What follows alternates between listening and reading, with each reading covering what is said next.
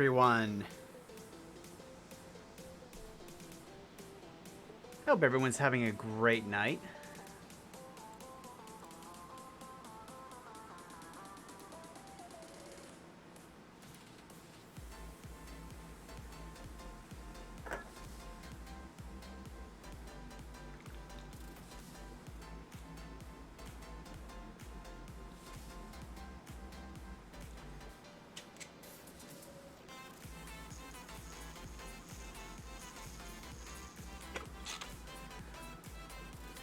Joker New Type, thanks for showing up, man.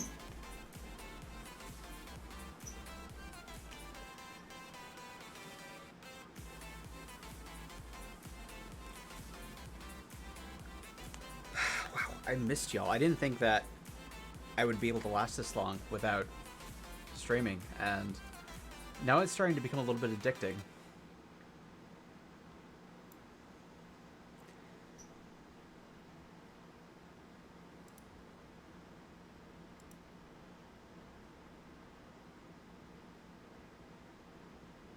Hey.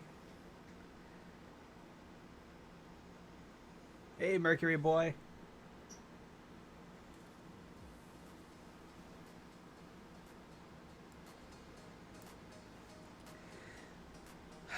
Well, we have... I don't know if it's an exciting night tonight. We have a lot of stuff to do. I tried to resist touching the model until the next live stream, and I failed miserably. I couldn't resist. I had to pick it up and do some work on it.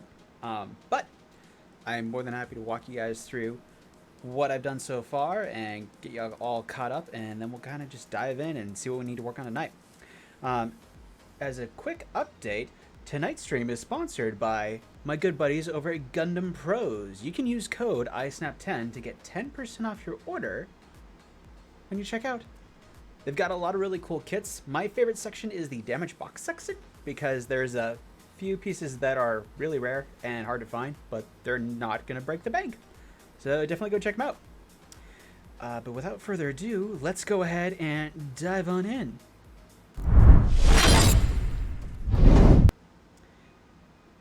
Okay, so here's what we've got going on. I went ahead and painted up some test spoons with the colors that I want to use for this overall project. I love using spoons because then you don't ruin the actual kit.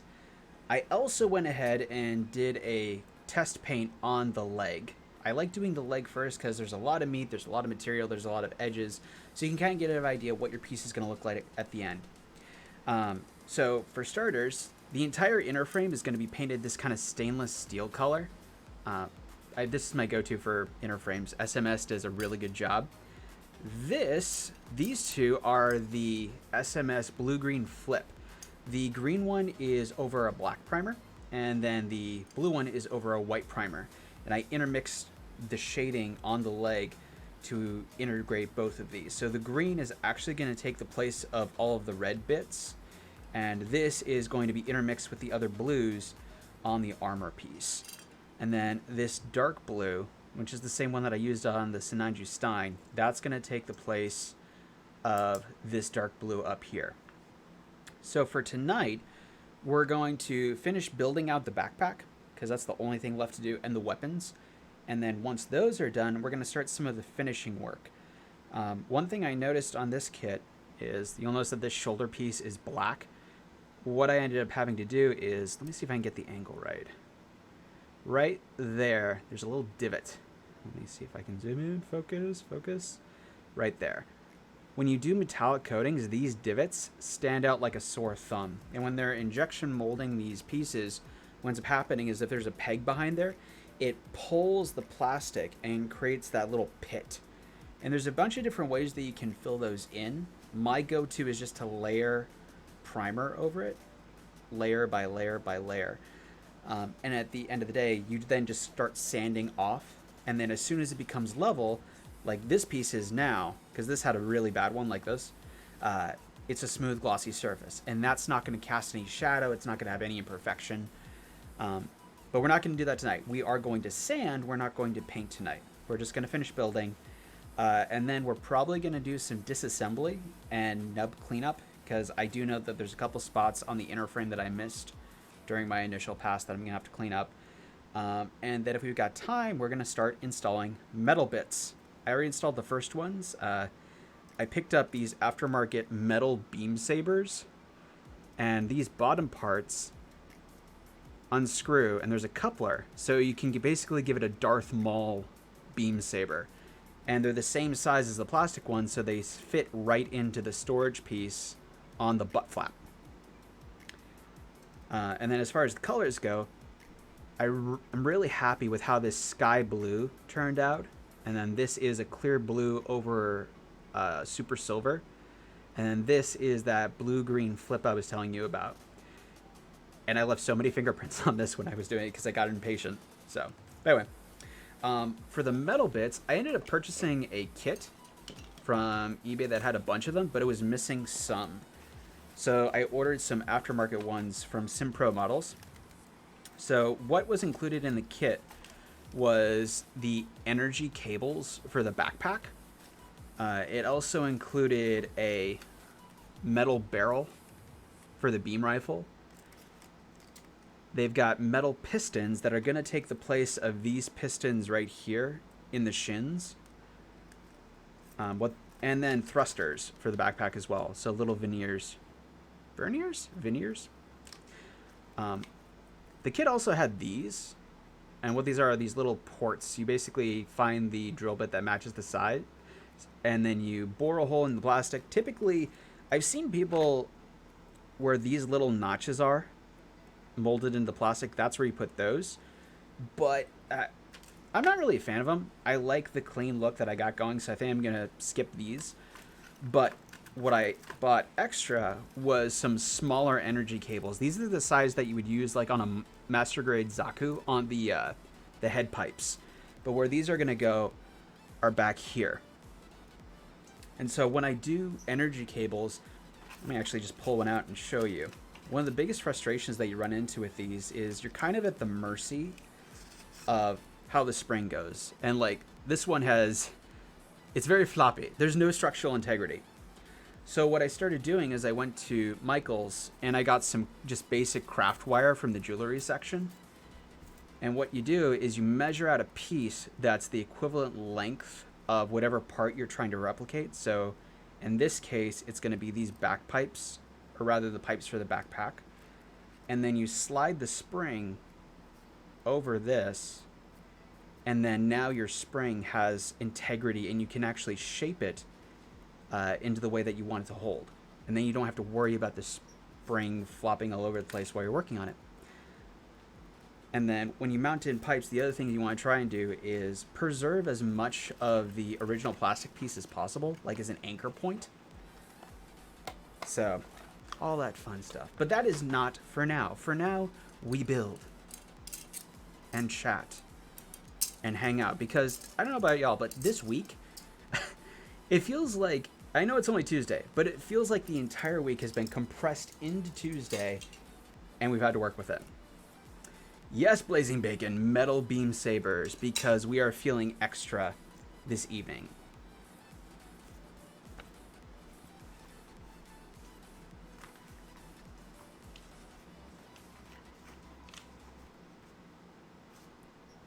And what's also really cool is this instruction booklet. It actually includes schematics for the aftermarket backpack that you can buy for it if you go with the Peen Bandai route. Which was actually really confusing because I skipped to the back to try and find it. I'm like, wait a second. That's not what I need. I need this stuff.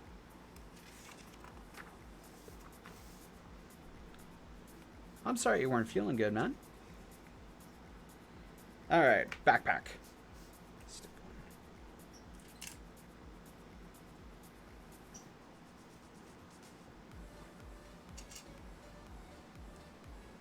So what have y'all been working on? Is anyone working on any fun kits? Did anyone splurge at the Gundam Expo, online expo event that they just had? Because I picked up my clear Sazabi and my clear Sinanju. Those were the ones that I desperately wanted.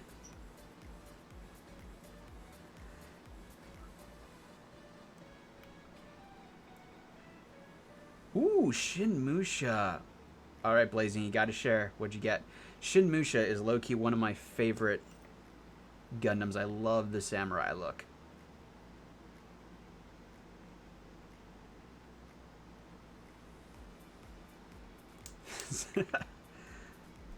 RG Pro Wing 0, HG Arc 78 clear, HG... My dude! Okay, I kind of joked about my wallet hating me after that sale, but you went all out. Kudos to you. Kudos, sir.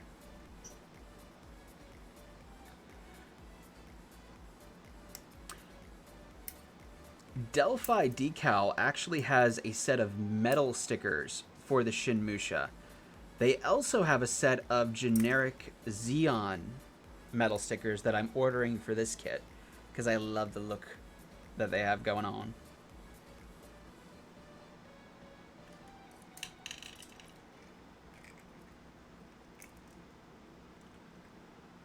But dude, there's so many kits. I only got 2. I'm feeling outmatched, outgunned. I'm not sure how I feel.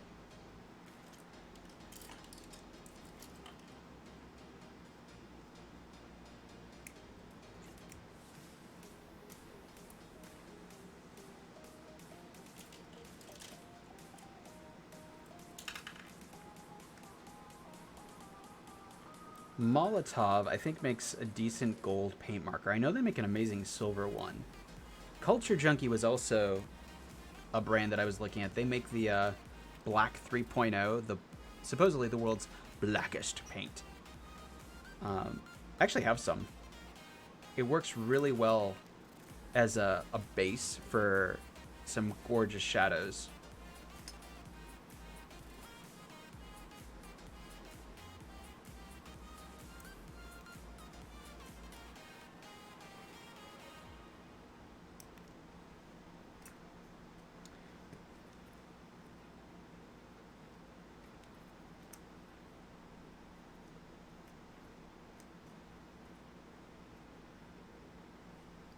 The one kit that was at the expo that I really wanted, but I kind of skipped on, was the clear Barbatos. That looked super cool, but I was like, I'm already spending so much money, I can't justify it. RG Clear Ixia, Trans Am, HG Zeta Gundam, different Bear Guys, 4 different Haros. Hell, dude, my gosh. Oh, you got the Haro box. I thought about getting that one. I was a little bit disappointed that it didn't have a lot of the internal articulation.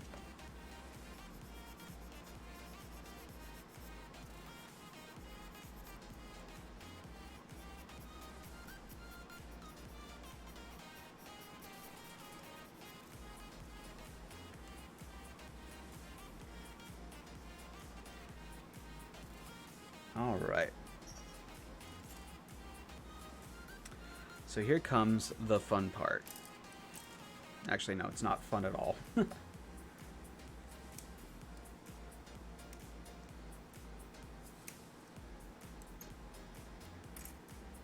piece.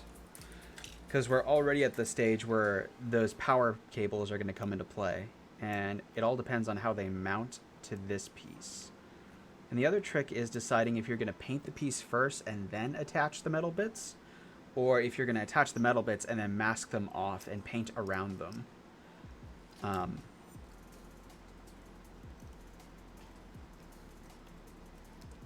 let's see what we got going on here. So that goes like that. And this goes like this. Okay. Skadoosh. So it looks like they just set in there, which actually is not that bad. So first thing I'm going to do is I'm going to cut one of these out, and I just want to see how it looks. Alright.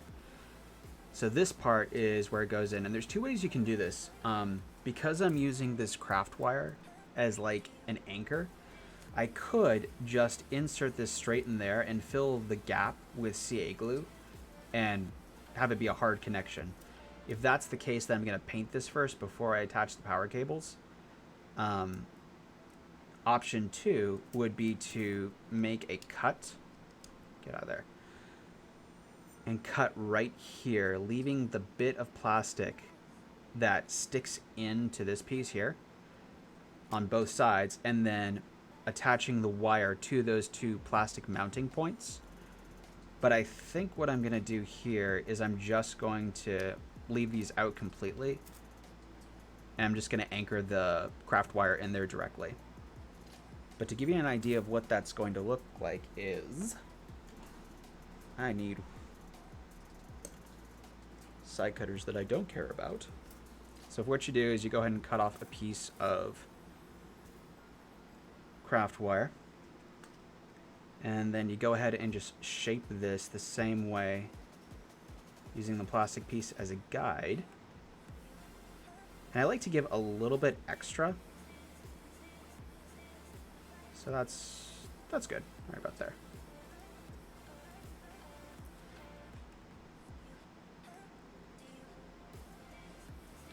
These are nippers I don't really care about. Don't try and cut metal with nippers that you care about. Don't cut photo etching. It's bad news bears. And then we'll bend this in place. There we go.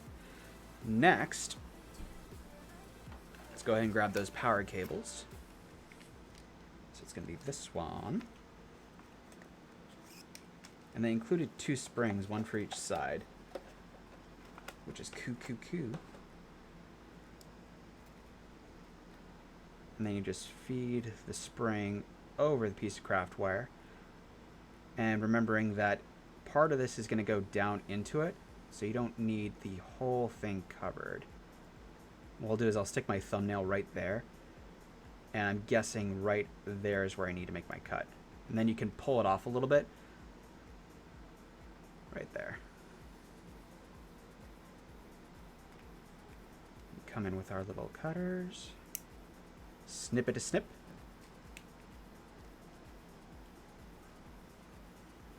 Feed this through.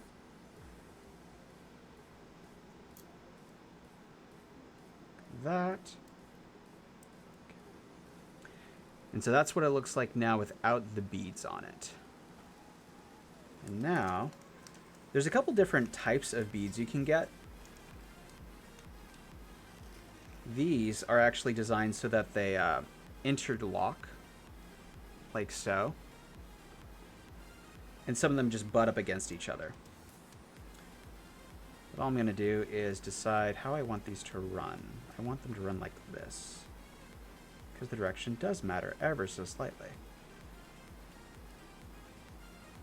And then while holding them in place, you just start feeding beads on. So flashback to kindergarten.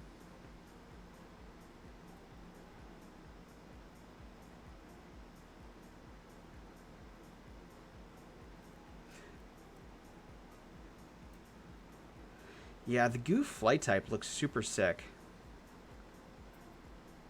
I'm torn. I like kits that have that, like, sports car look.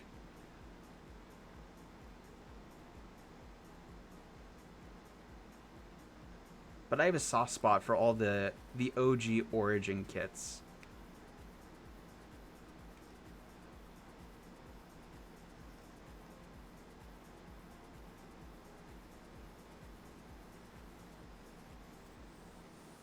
All right.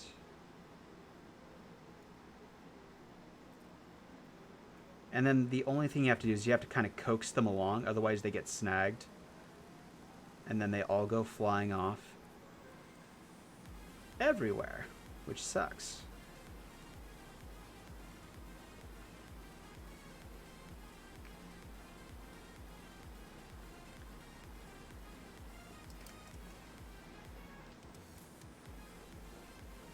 Two, three.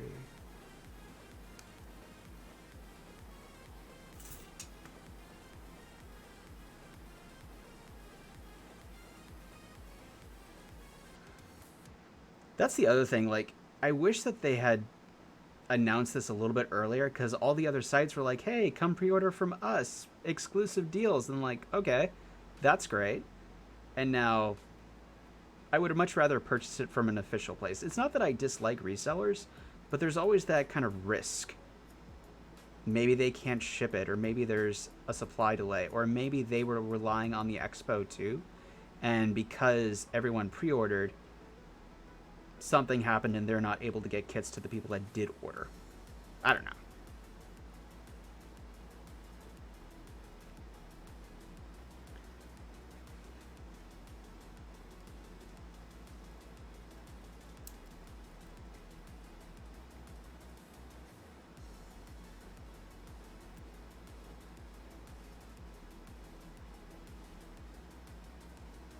All right. And so what I'm doing right now is I'm just trying to get a feel for how this is going to look. Because what I may end up doing is ordering more of these metal actual beads to fill out the cable a little bit more. Because it all depends on how you want it to look.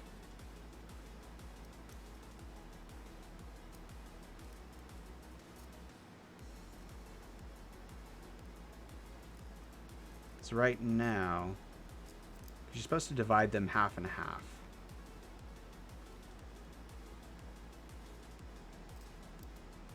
But right now, I've got that many beads on there, and it's only about half the cable filled, so I will probably end up ordering some more of these, but that's okay.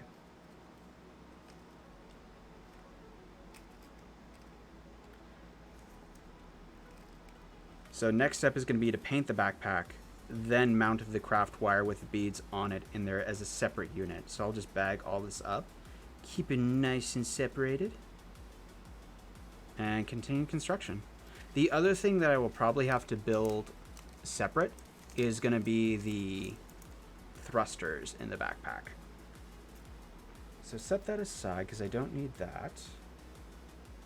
And I actually think I'm done with this runner except for those. So we'll set that aside. Okay. And we are on that section of the build anyway. And I already cut those out. So we can go ahead and cut out the other ones and press on.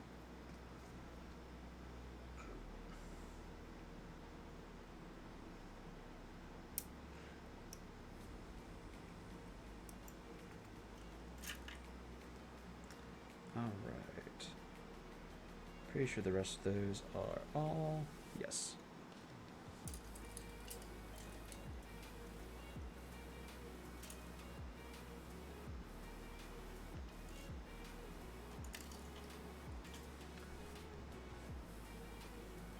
All right, don't need the thrusters. I do need this.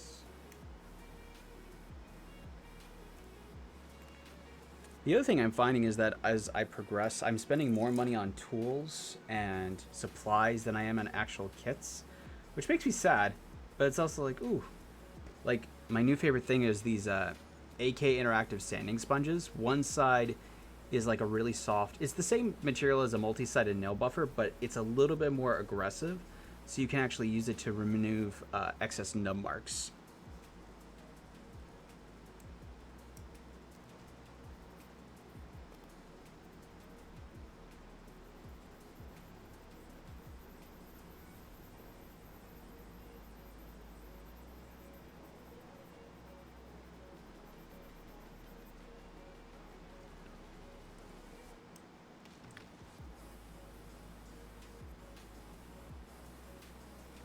I really wish that they had...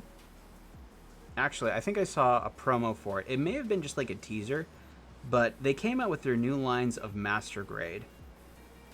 And with the Master Grades, they now have... I think it's like MG EX or something like that. It's supposed to be like metal inner frames. They just did the Unicorn. And there was a rumor that they're going to do the Barbatos. And I'm like, oh, that's so awesome. I really hope it's not a fib, but at the same time, it's like, oh, that'd be so cool.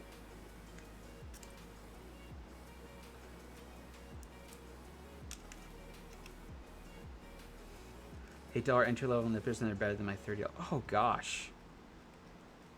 Verka Unicorn. Yes. Yeah, that's always a thing where it's like, I feel cheated and lied to. Why did no one tell me that this thing here was the same as insert whatever?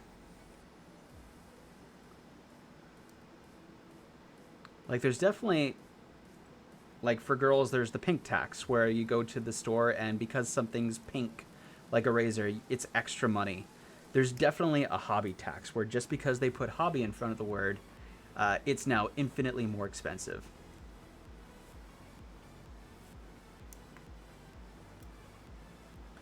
And I'm done with that runner. Goodbye.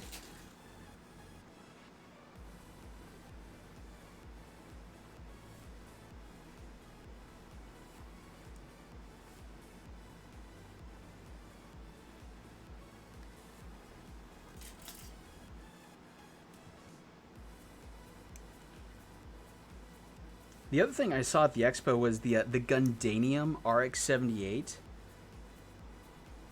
for like 2+ or like maybe it was 12,000. I don't remember. It was some obscene amount of money, but it was this kit that was supposedly made out of Gundanium, and I'm like, that's a lot.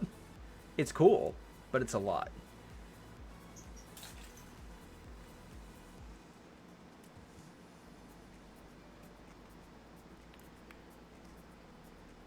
Yep, that's the one where it's just like, geez, who spends that much? I mean, I have probably spent that much on my entire collection over the course of years, but not all that in one go. That's too much.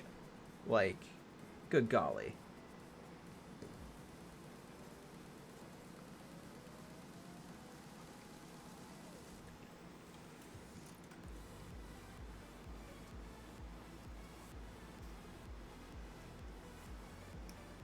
The other one is that RG New Gundam. It has the metal build. And my biggest frustration with those is that I expect them to actually be model kits, but they're more like statuettes.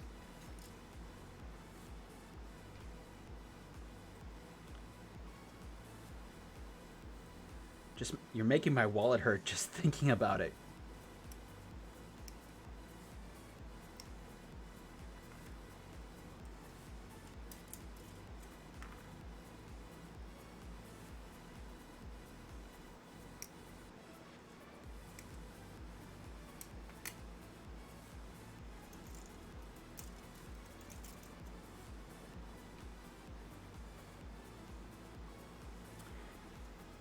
So yeah, there's a couple of them. There's the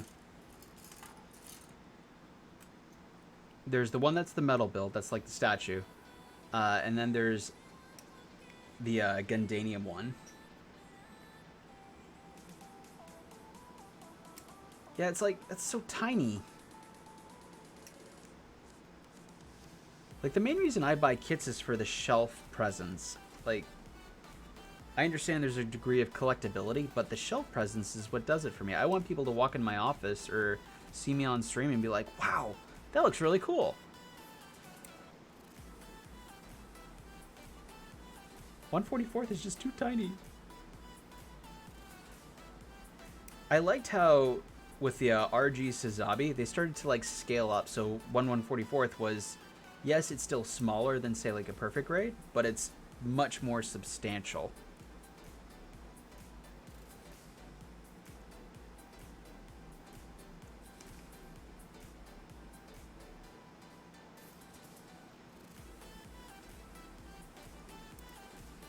All right, that's done. Goodbye.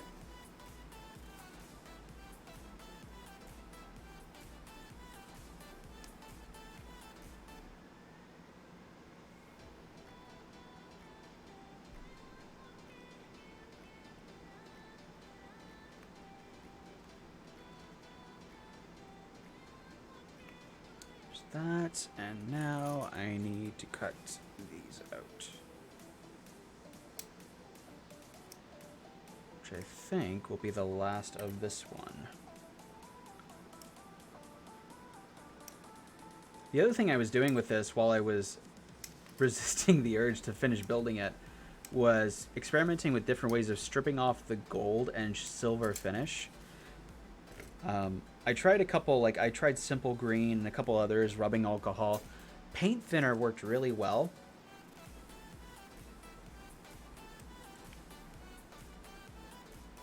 It's a lot less work than having to go through and just like buff everything off. Which if I can avoid it, I will absolutely do.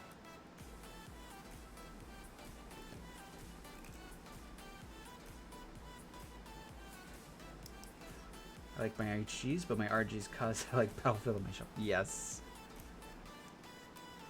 I feel like the the price barrier. It's a lot easier to justify like a $15-$20 purchase versus like a $40-$50 purchase for something like a real grade or a master grade.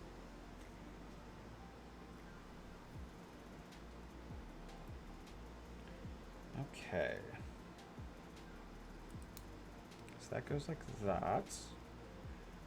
This clips right on there. You get sandwiched in there.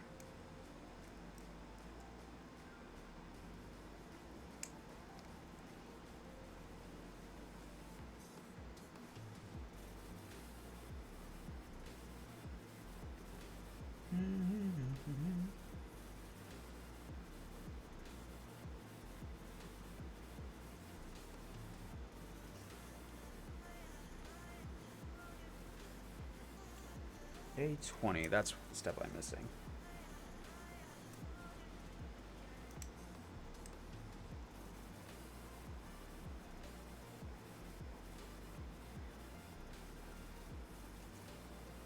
Let's see.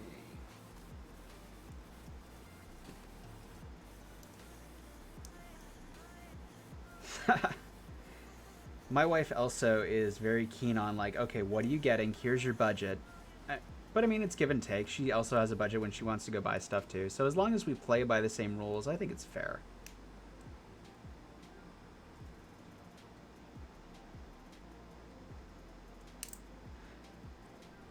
And the way I look at it is like, we're not going to movies right now. All the theaters are closed. They just recently reopened the theaters in our area. But the difficulty of going into something like that is just like, it's not even really worth it. See you in a second.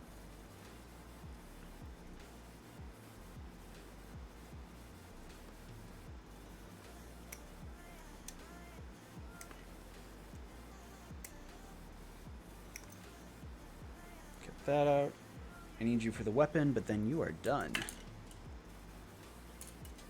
And while I'm waiting, I will cut these out too.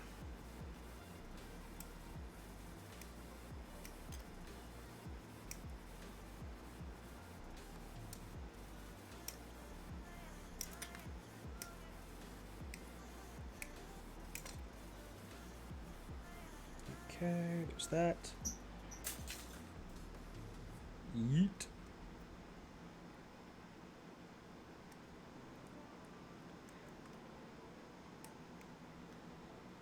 So as I was shopping, I was also contemplating, you know, I have a pretty substantial backlog. I should probably build those before I continue to add to my collection of shelf decorations. Because each one of those kits I bought because I'm like, oh wow, it'd be so cool to do this, or it'd be so cool to do that. And then it's like finding the time to actually put them together, build them, do something with them. It's almost non-existent.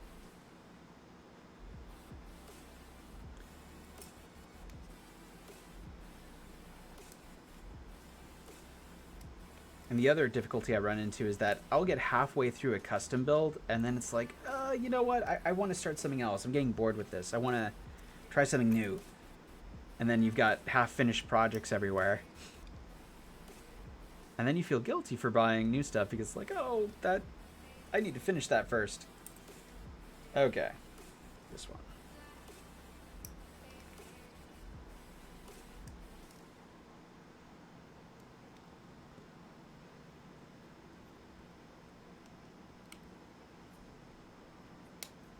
There we go.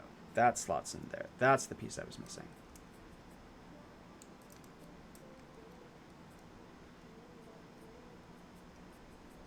So there's one.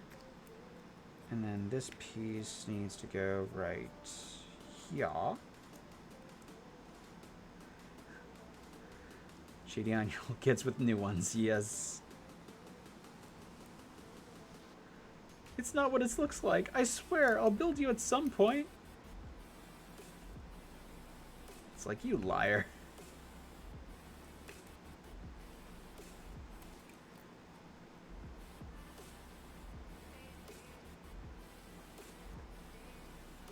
Okay, so let's see here. Where's this go?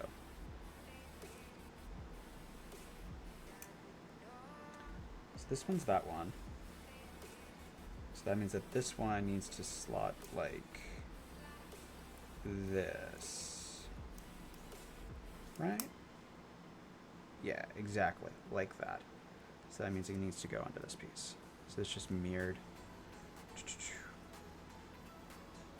We'll get there eventually.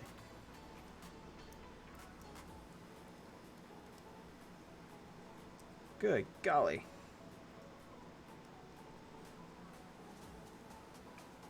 Okay, and then this one goes right in here.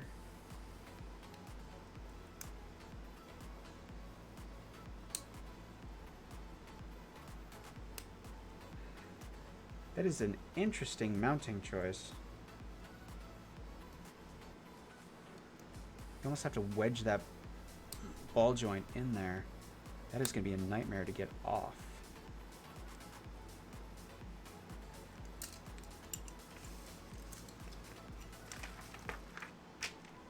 And then this piece goes right here.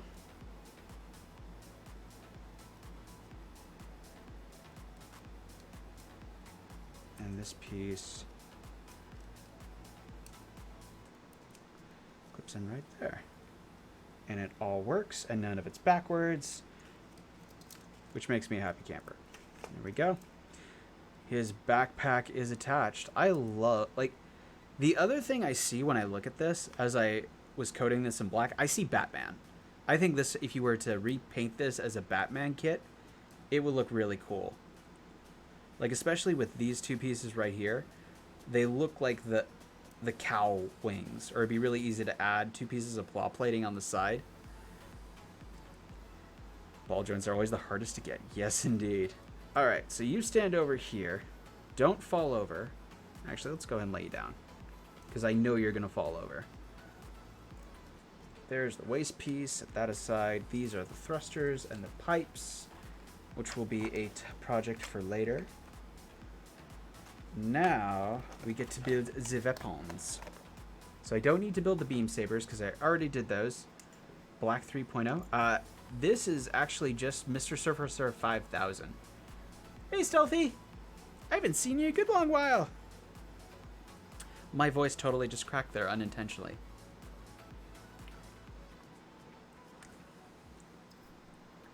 So, weapons.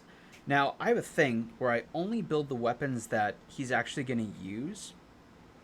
And I'm only going to be using the beam saber. So I'm only going to build the beam saber. Or not the beam saber, the beam rifle. That one.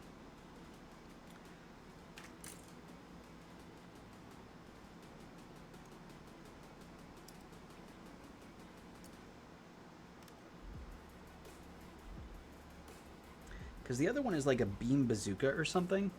What is that called? It's a clay bazooka. Apparently it shoots clay.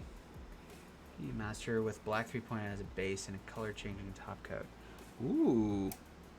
That would be cool.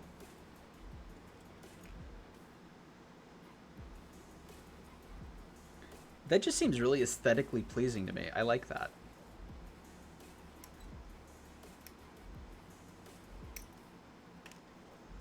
Okay, so there's that, there's that. I need pieces H.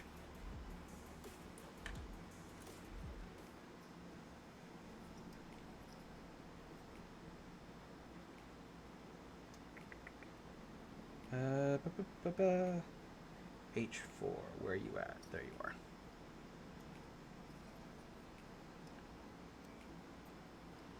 A Cosmos Master aesthetic. That sounds actually really cool. I would love to see that.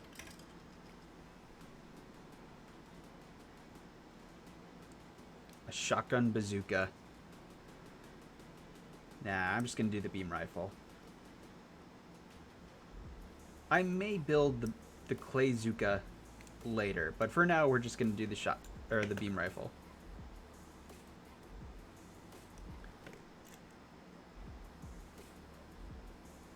All right. So there's this right there, clips on.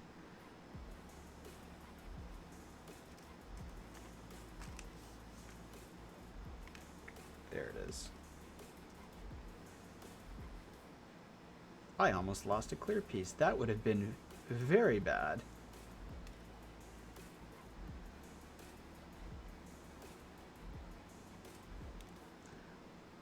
Buckshot of rockets. Good golly.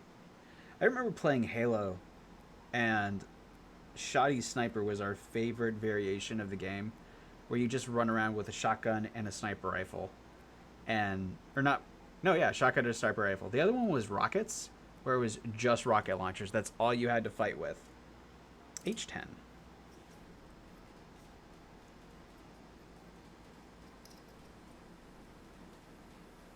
I miss old Halo.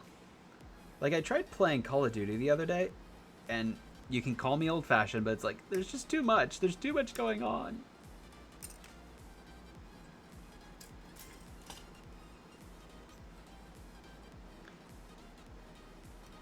I was thinking I would start playing Minecraft on days that I don't build.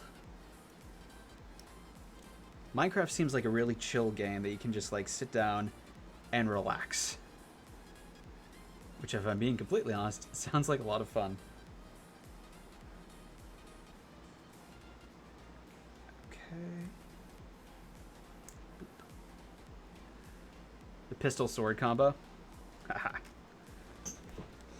Okay, so there's that, and now I need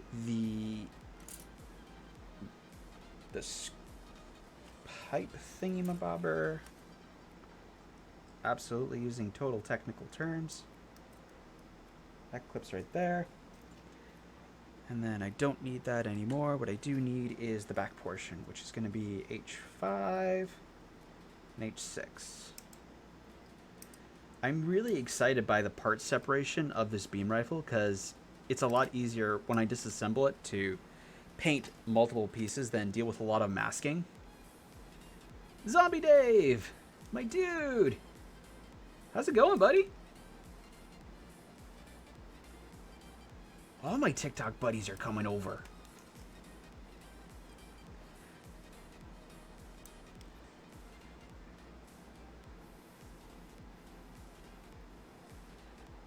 You started playing Blood Bowl. Ooh.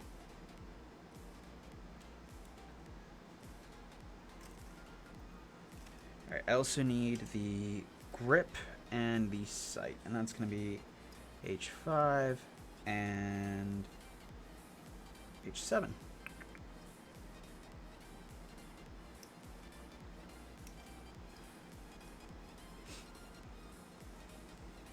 Pixelmon Minecraft server. Oh my gosh. That's like next level weeb. I love it. I love it so much.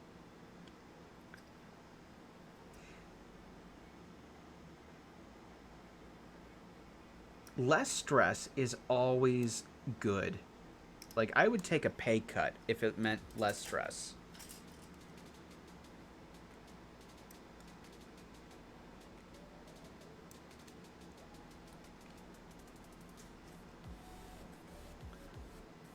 Because, like, seriously, I'm 31, and I've already started to get gray hairs, and I'm like, no, I don't want to get old. 120% recommended.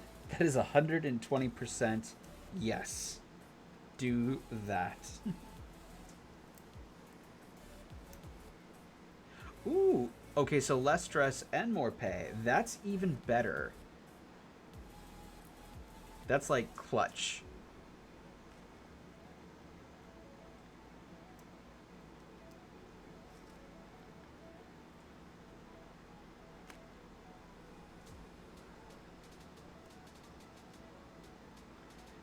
Ooh. Tightly packed.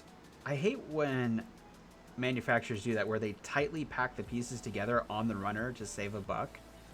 But then it's like, dude, that's going to be so much pain to take it apart and everything.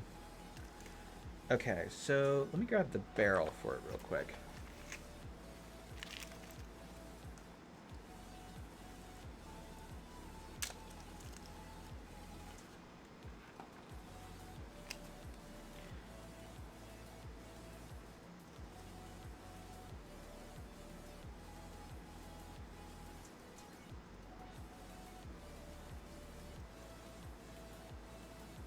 Okay, So the first thing I always do is I try and see, is it possible just to slip this over the plastic without doing any major modifications? Unfortunately, the answer is no. So now I'm going to come in with my hobby knife and just shave off the post a little bit and try and friction fit it. And then I'll tack it on with some CA glue.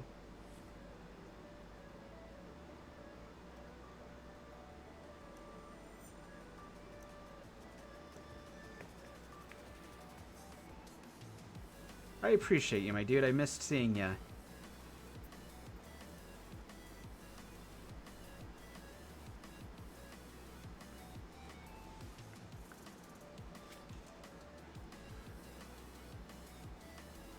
Don't worry about it, man. I appreciate you guys showing up.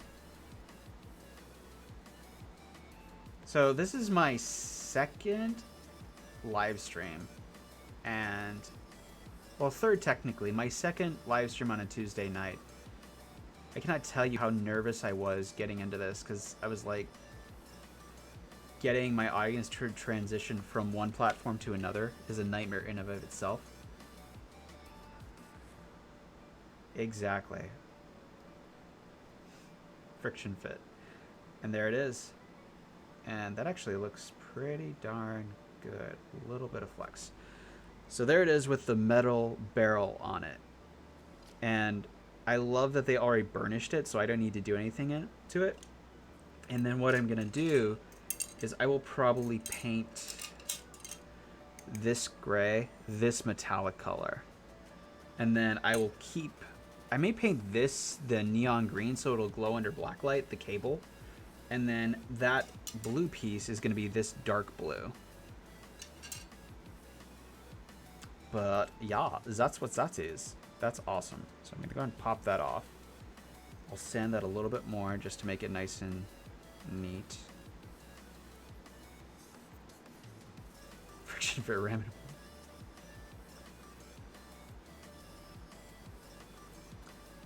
D&D stream switch from YouTube to Twitch.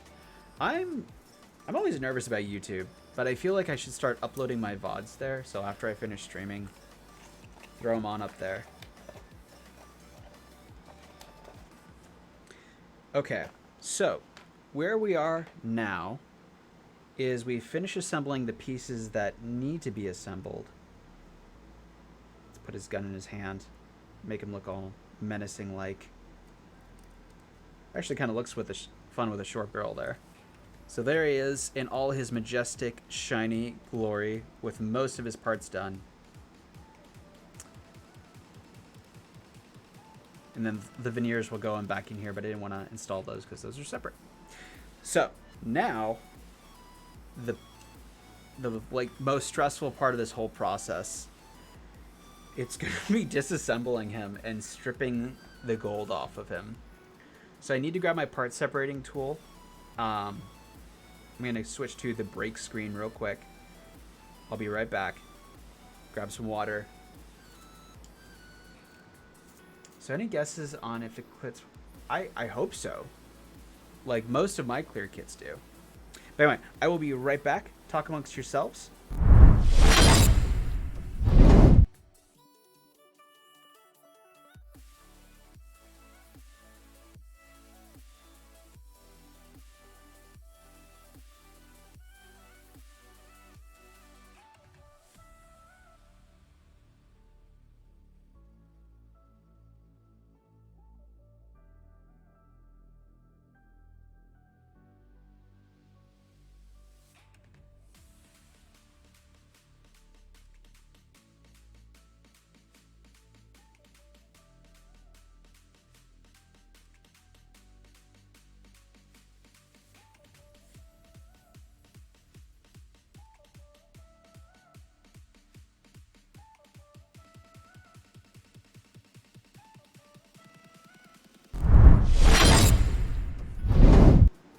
And we're back.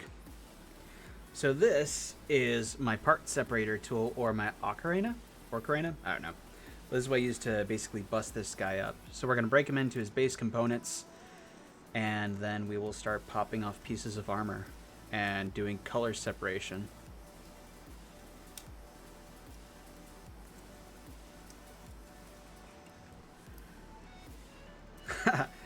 You know, I was a little bit iffy about it, but at the end of the day, I thought it was so cool. I got it off of Fiverr. I love it's my new favorite site for shopping for streaming stuff. Because, like, hey, did you know that I can do this? I did not know you could do that. I am intrigued. Please do this for me. Because I lack the skill and ability to do that. Alright. Let's actually pop these out real quick.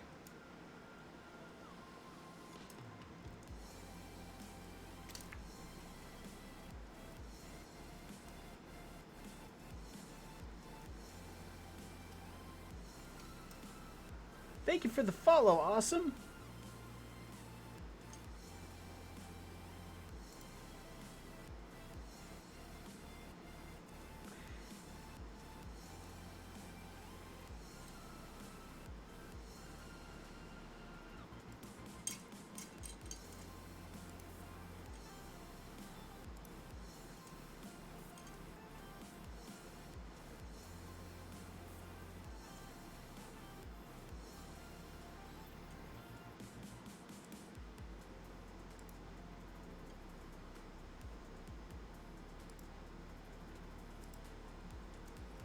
Yeah, it was definitely one of the. It was a splurge purchase. Definitely one of the. It was a splurge purchase.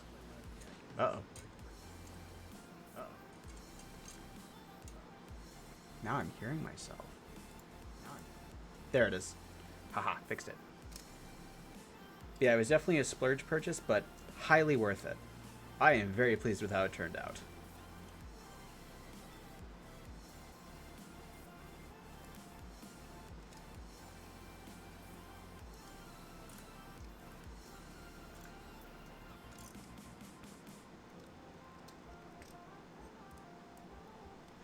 Alright, so once I get it broken down to these kind of basic components, legs, hips, all that other fun stuff, the next thing is going to be coming up with how I want to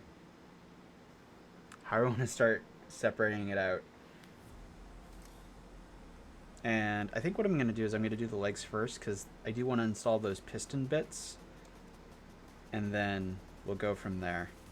Because I also need to figure out how I'm going to mount those metal pipes onto these back legs, because this red piece is going to be replaced with those aftermarket pieces.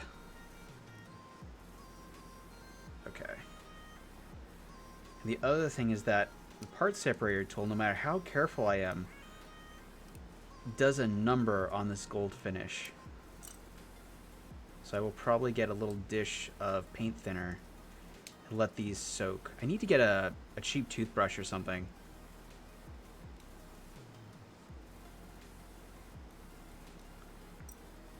Set that aside for now. Yeah, the least glamorous part about this whole process, taking it apart after you finish building it. It's also where you find out, oh, I've made a grave mistake by misaligning that part or this part. Or finding out that some parts just don't want to let go. Like this one. Get out of there. Dollar Tree toothbrush rules. Yes. I shall venture forth to the Dollar Tree.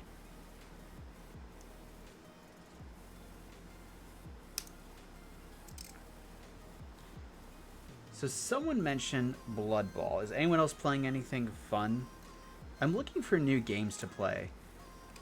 Let me rephrase. I'm looking for new games to play. I am not looking for new hobbies to invest in.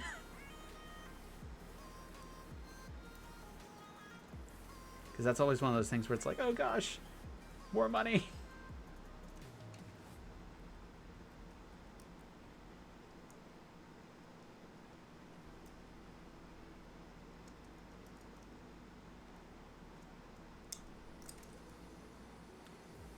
Not Blood Bowl. Okay. You've convinced me. Destiny 2. You know, I have Destiny 2 on PlayStation. I really should. I should dust off my copy and get to work. Ever since Cade died, though, I haven't been able to look at it the same way.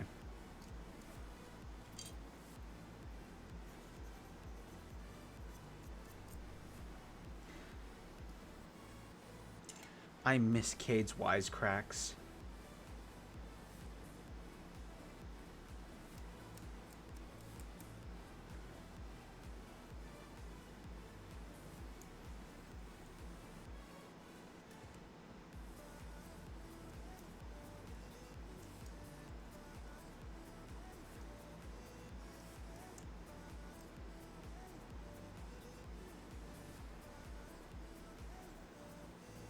All right.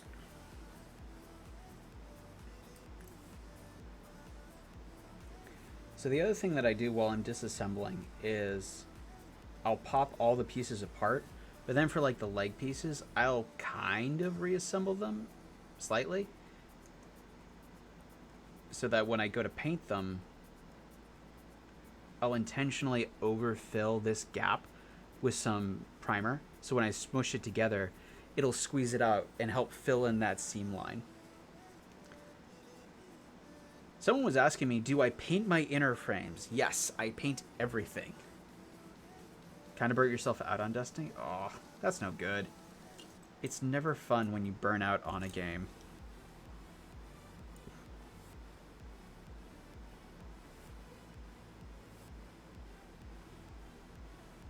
Okay.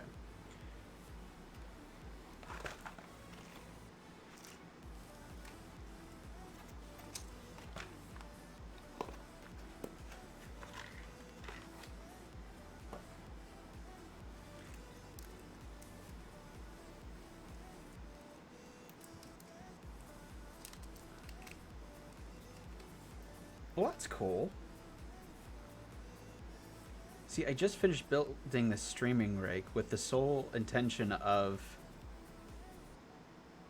playing more games.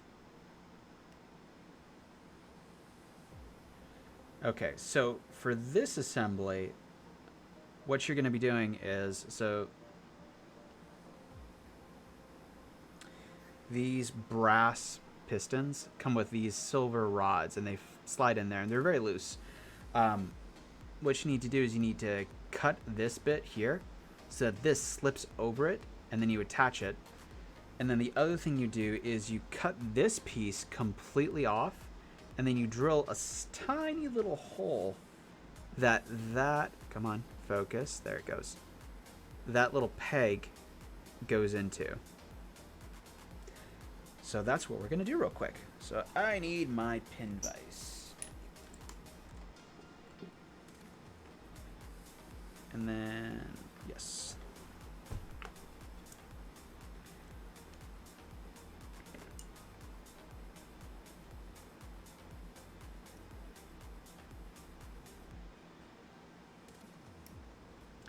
So that was step one. That's going to be the easiest step of just shearing that off. And then what I'll probably do is I'm going to assemble this bit and then I will mask it because that should be super easy.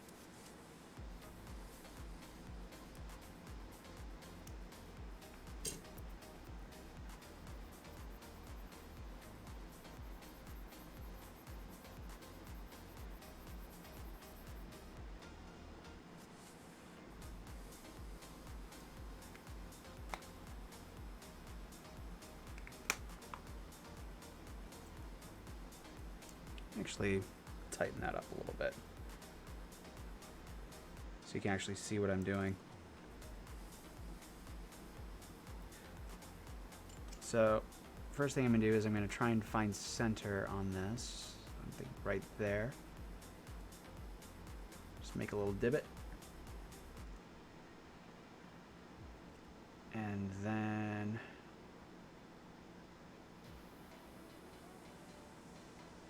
bore away. Hopefully without messing it up too bad.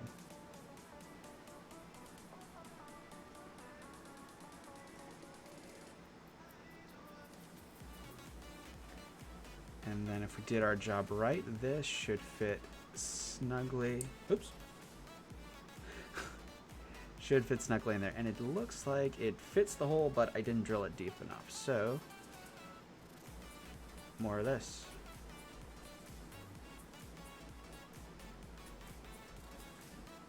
Now let's try. Bingo. And now we need CA glue.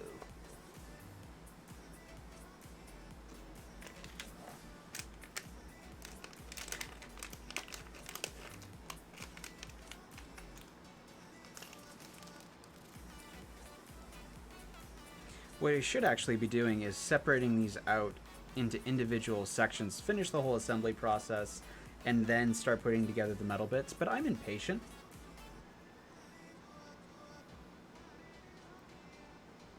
So here we are.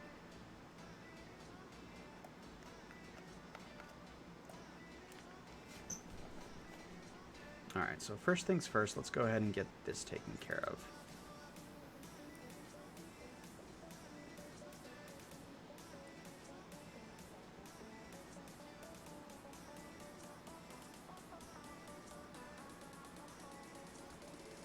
This is actually Starbond tinted CA glue, so when it cures, it'll cure black. And then this is just a kicker. I'm going to drop right down into that hole, and that'll cause the CA glue to kick, hopefully bonding this all together fairly securely. And it's still spinning, so I'm going to dump a little bit more CA glue down that little hole.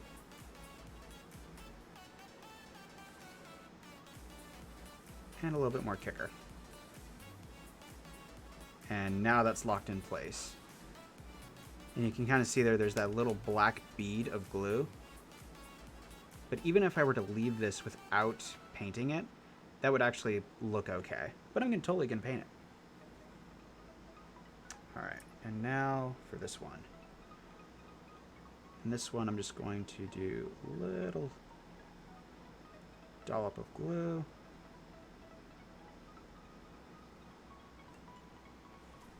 And we are going to insert this rod right there.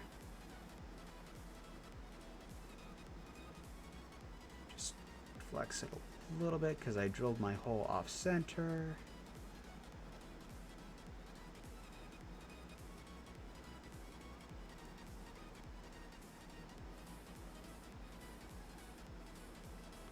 Again, a little bit of CA glue and a little bit of kicker.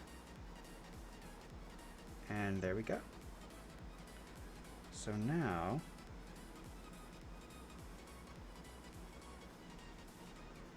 oh, did you not bond? You didn't bond.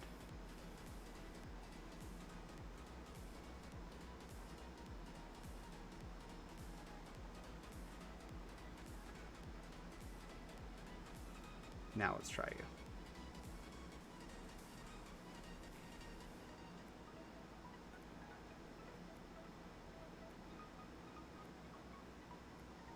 Come on. Kick. Okay, cool. There, it kicked.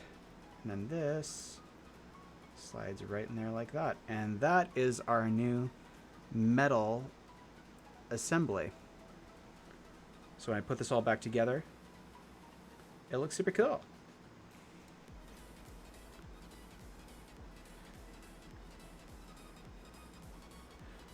And then one thing I may have to do is I may have to grab a larger bit and bore out that hole, because I want it to be able to slide all the way in there, not just part of the way in there. Super exciting stuff, I know.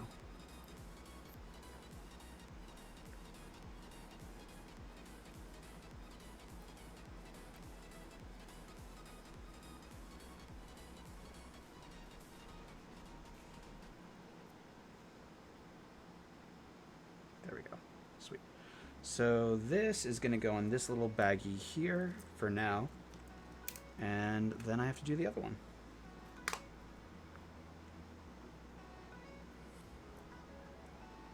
And I don't need this part anymore because that was the piston I just replaced. I do need the other leg. And I want to be especially careful with this one because this is the one I actually painted.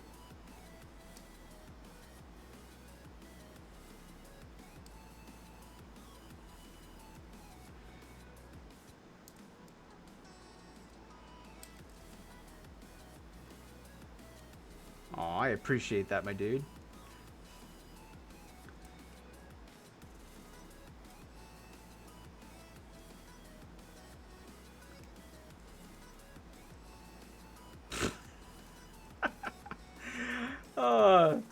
That's very sweet of you to say. I think the other part of it is that I'm focusing so heavily because I don't want to mess it up that I'm like, I'm probably ignoring my audience right now, which is probably not the best move to make.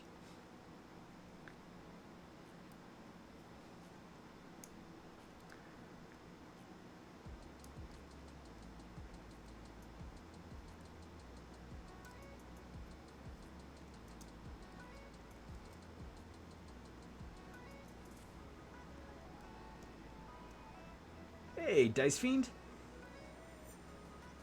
The part separator. I think it's interesting that that's the piece that gets everyone like, oh my gosh, what sorcery is this?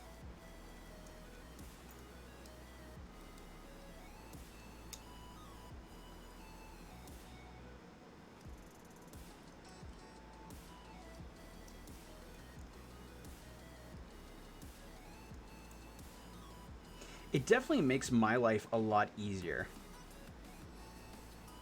Dice Fiend, what are you up to, my dude?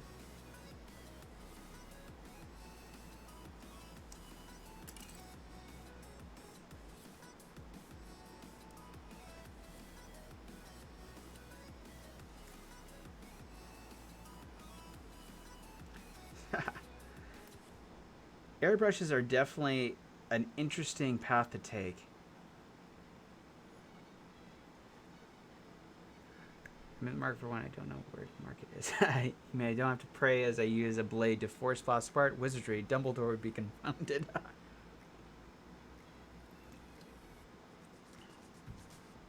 It is definitely one of the better investments that I've made. 10 out of 10 would recommend.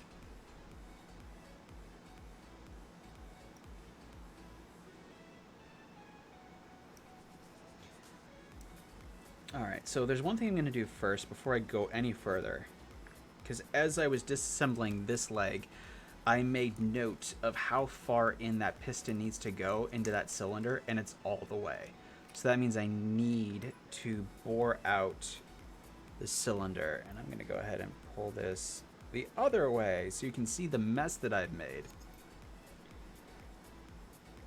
So as I bore into the cylinder, it's probably going to separate from the plastic piece like it just did. Okay, awesome. Not even going to worry about it. I'm just going to cut it right there.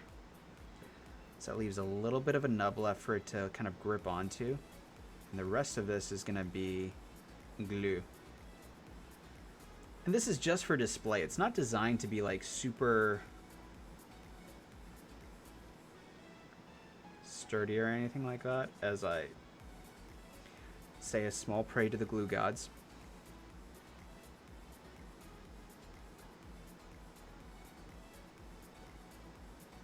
Ah! Oops.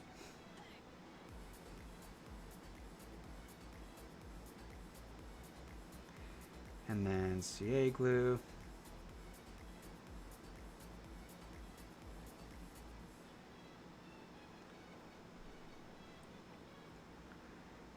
Snap needs his online parts are just like goddamn nippers.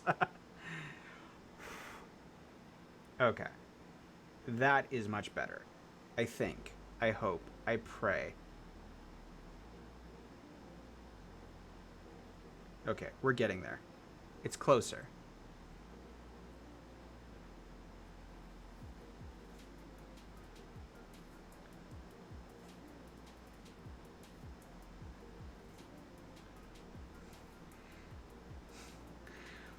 Prayer fail. It's good. It's fine. It's fine. We're fine. Everything's okay. Don't worry. I know exactly what I'm doing. Almost. Kind of. Sort of. Don't worry.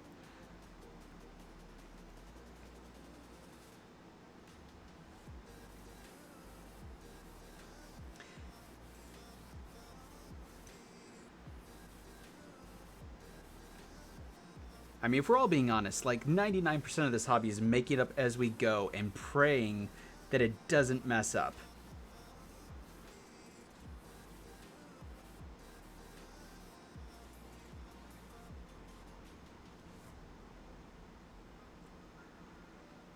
Shh, stealthy. I know exactly what I'm doing. Actually,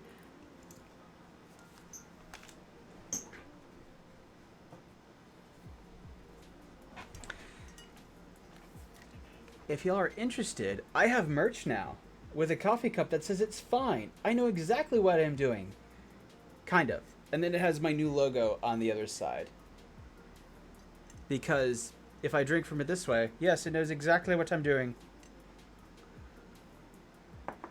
I messed up installation of a metal piece, and I said a prayer, and it didn't work, and here we are.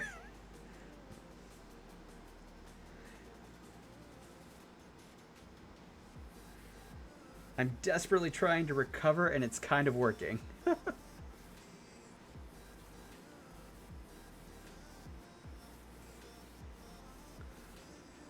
Prayer almost worked. My deity was listening, and then showed. No, I'm a warlock. My patron was listening, and he was like, you know what? It'll be funnier if I just let him mess up. That's what happened. Low key.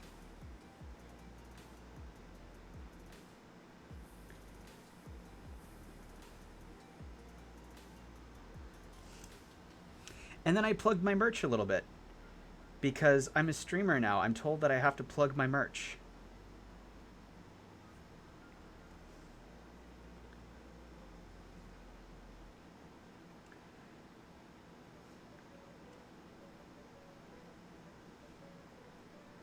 But no, that is by far my favorite thing. There's a couple t-shirts on there too, and a mask to remain safe in these troubling times. Let Snap protect you. Okay, that's a little bit better. I want to use the second size up.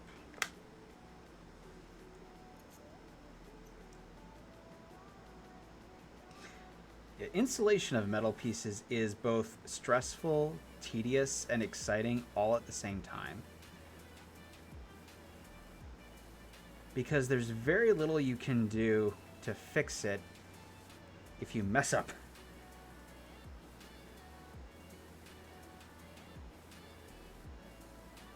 Four times?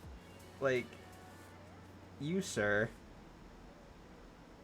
You brave soul. The other thing is that my stream is PG, so... Okay.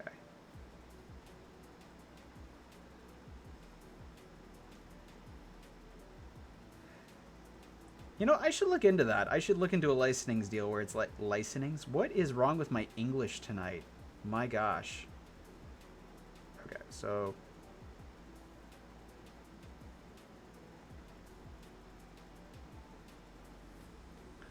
Oh my gosh, I'm getting glue everywhere.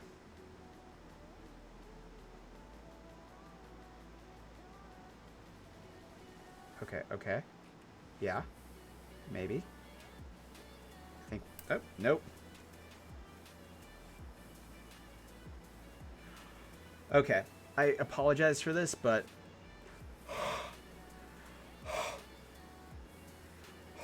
So how to activate CA glue is moisture and heat. So breathing on a piece will sometimes get it to kick enough to hold so you can use the actual accelerator on it.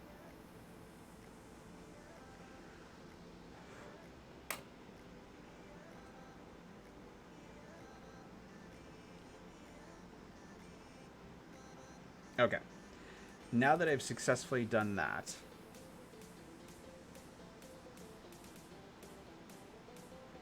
cool. So both these parts are now covered in CA glue. They do not look as pristine as they did before, but they fit. That's what was more important. Everything else I can fix in post. Paint will hide all of my mistakes, all of my sins.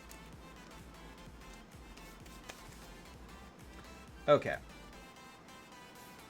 So now that I've learned from my mistakes, I can now proceed to do this. I will look into getting a branded part separator because it saves my bacon more times than I care to admit. Paint makes you look like you know what you're doing. Oh, truer words never spoken. Alright, so let's try this. Apply a little bit of accelerator there. and a little bit of CA glue in here.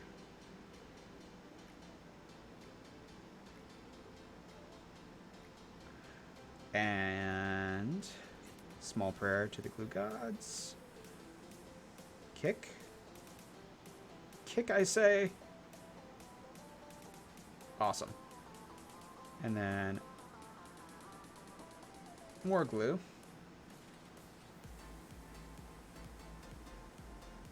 More kicker. And then plunger. And voila. And then we need this piece.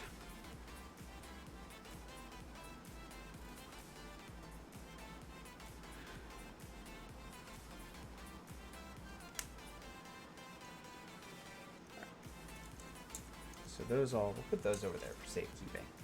I say safe, they're not safe.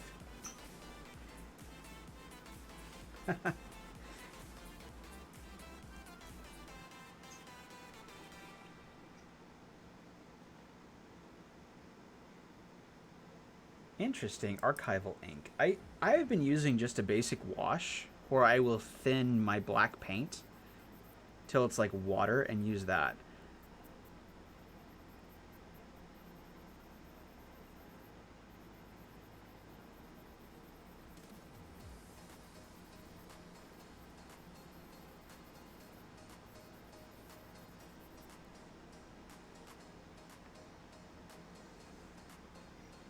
Okay, now let's see if I can try this again by actually like centering my mark as opposed to eyeballing it, because that was atrocious last time.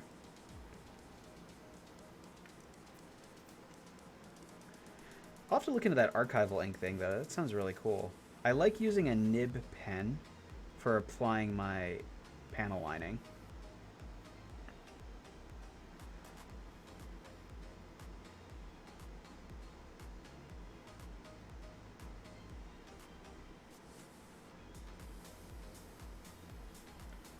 Right. Okay, that already looks infinitely better. So what we're going to do is we're actually going to put a little bit of kicker in there. A little bit of CA glue on this bit. We're just changing things up. We're going backwards.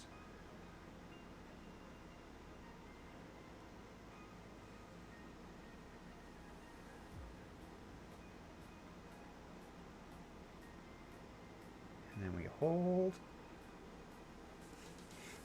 And then it hopefully kicks. Nope.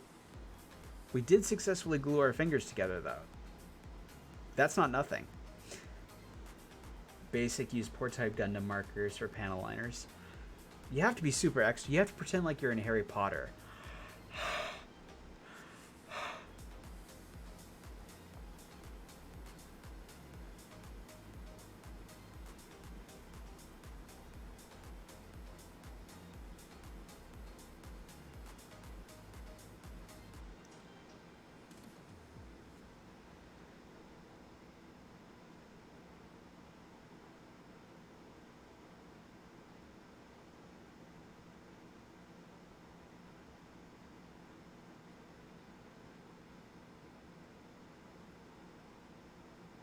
Okay.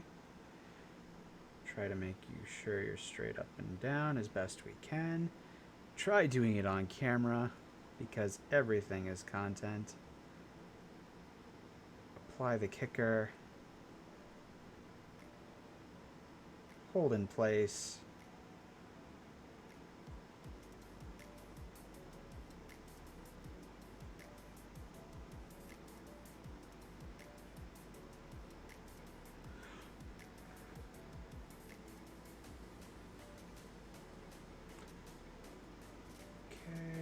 I think we're good, maybe. There we go. The trick is getting it to go straight up and down. So I'm gonna mute my mic real quick.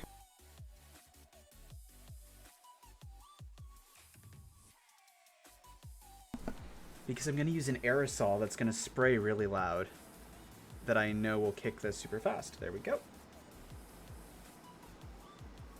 Okay, don't panic. Where did it go? I totally lost the piece. I know it's here somewhere. Because there's one.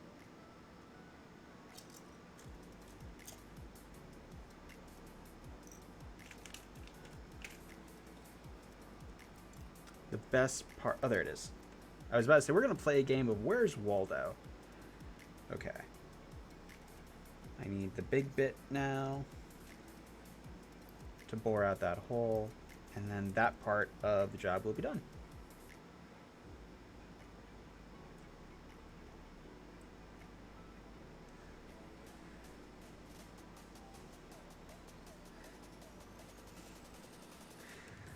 Ah, yes, the joys of gluing fingers together. Acetone is a great way to remove CA glue from fingers.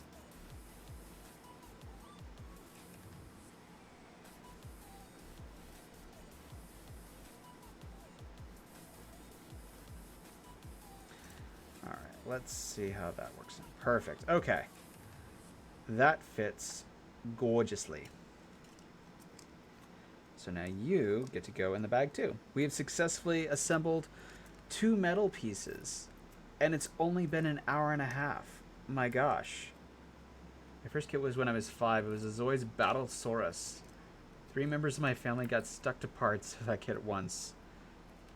That seems like it would be a funny, like, Disney Channel original movie. Alright, that was all of that. Oh my gosh, my fingers look terrible now.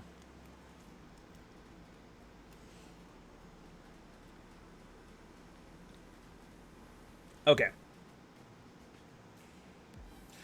Ring and pinky finger. It's like this?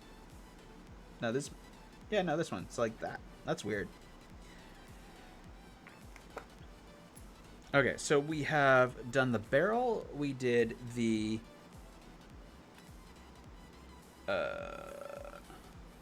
pistons. What other metal bits do I need to install? I'm going to do the veneers after I paint, so I don't need to do that yet.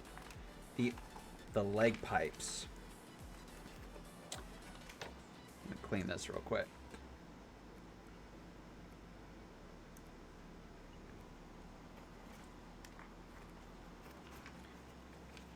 So that's going to be this one. And this one.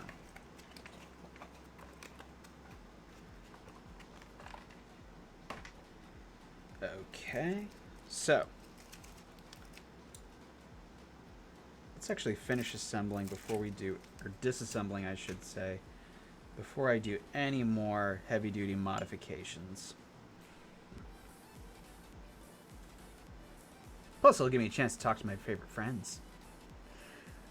D&D miniature painter. If I don't glue myself to something, I get worried because either something about to go very right or very wrong. That is... Oh, I know that feeling oh so well.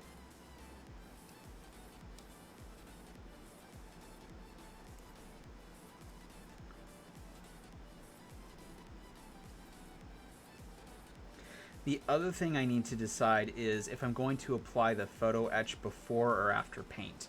And I'm leaning towards after.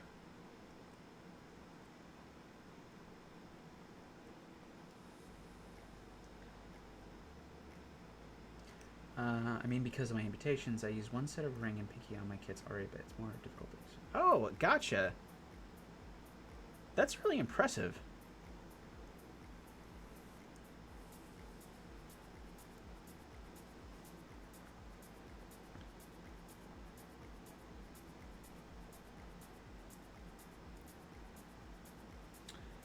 I'm actually going to grab a part sorter.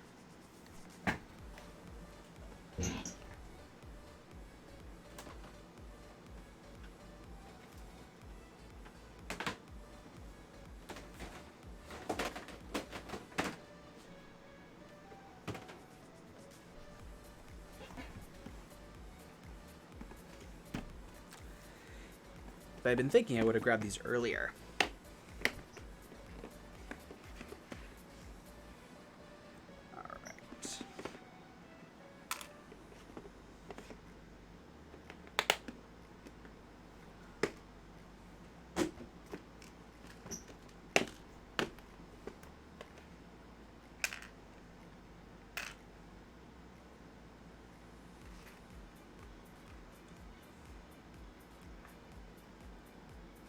I have seen you glue your fingers to stuff multiple times, yes. Not recently, though.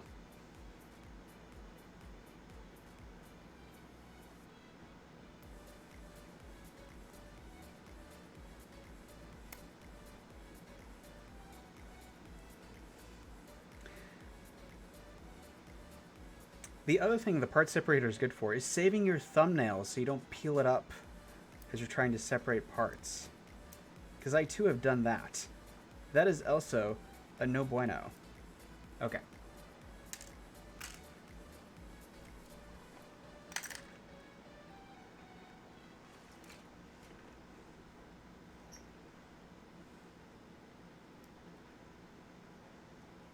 I'm going to be streaming till around... for about another hour and a half.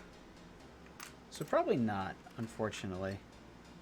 You should absolutely say hi to that great gentleman, though, for me.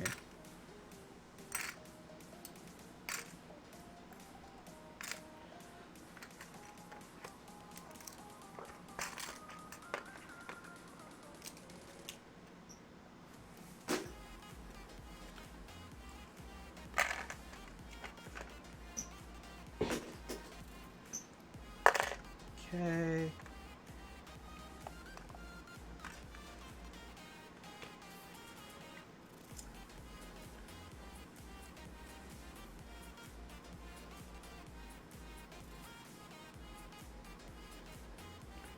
You should absolutely start live streaming your painting. If you'd ever like to do a dual stream, I would happily stream with you. I think it would be a lot of fun.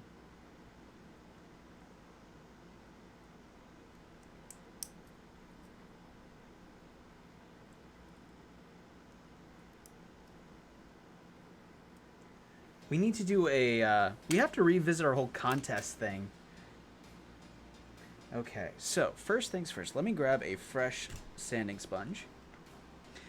So earlier in the stream I mentioned that one of the things I'm going to have to do with this kit, because I want to paint it a gloss color, is I need to make sure that there are none of these like little pits. You can see one right there.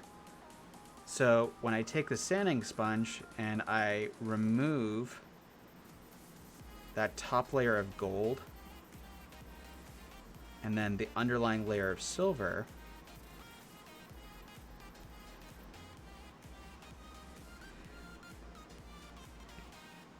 you can see right there, that little bit of gold, that's a dip. So I need to fill that in with surfacer before I paint it. Otherwise, it's going to stand out like a sore thumb and be awful.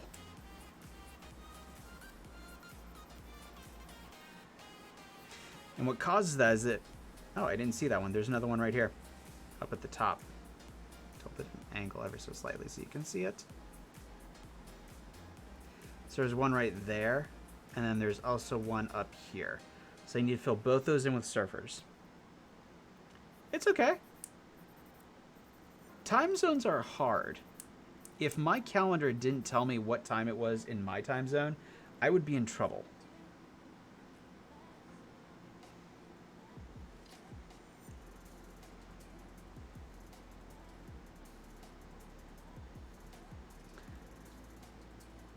See, I have fond memories of streaming on TikTok, but ever since there started to be, like, people getting banned for random things that they have no, like, control over, that was kind of the last straw for me. I was like, you know what? It's not worth it.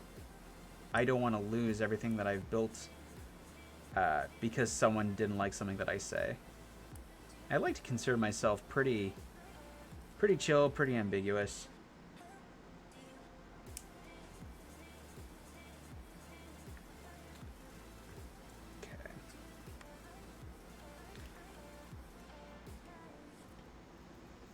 Come back.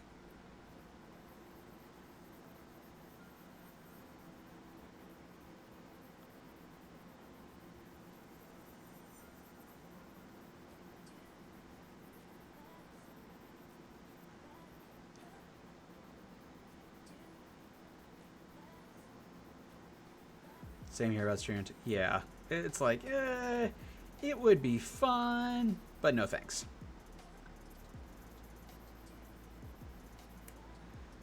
Okay, and there's a smaller one right there. It's not as bad as the other side though. And I may be able actually just to get away with sanding without filling them in. Problem is you don't want to take off too much material. It's also really cool because you can see through to the other side. Let me actually zoom in.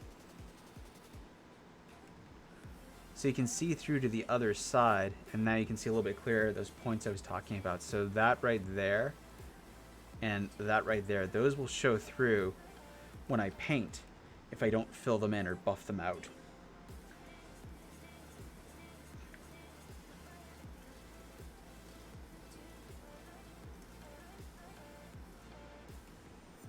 And now we zoom back.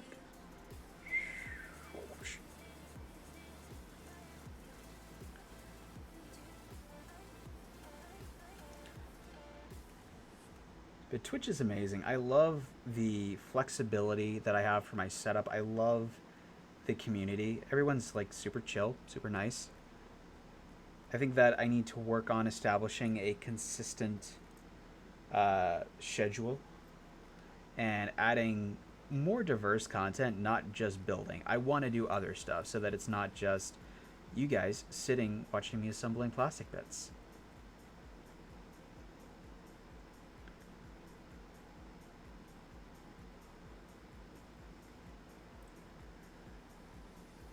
Well, actually, Stealthy, if you would like to, we can do something where you just make a Discord call, like a video call. I can stream it using my setup, and that way we don't have to worry about any bandwidth issues or anything like that. If you would be interested, we could, of course, do the other way, too. We could do both.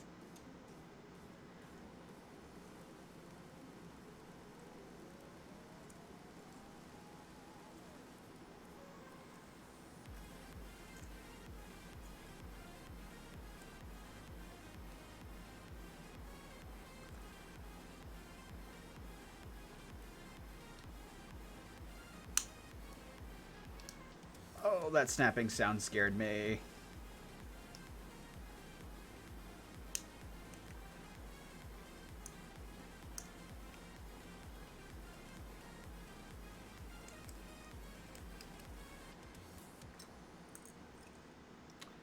Okay, what else can I take apart? Let's actually take apart the... Move that down there. That over there. This we don't need anymore.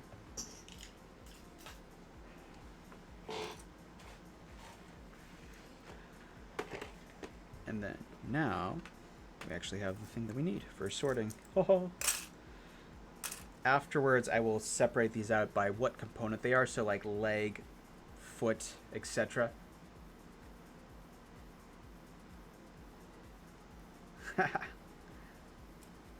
For sure, let me know. I'll be happy to facilitate.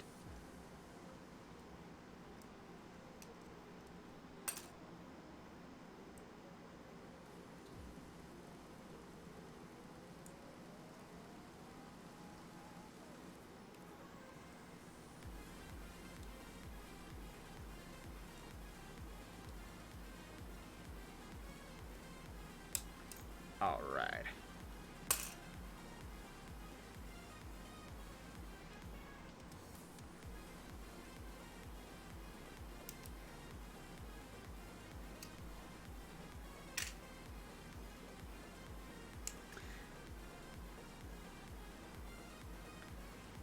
The other thing I want to try and do is figure out the best night to stream, because I picked Tuesday night because it's a pretty slow day at work for me, so I know I'm going to have some juice. But also, I don't want it to be... Let me do Wednesday. I don't know. I just don't know. Okay. All these need to go over here.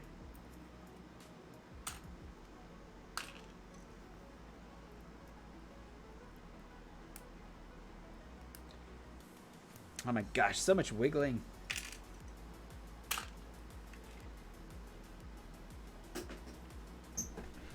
Okay, let's go ahead, put these in there for safekeeping for right now.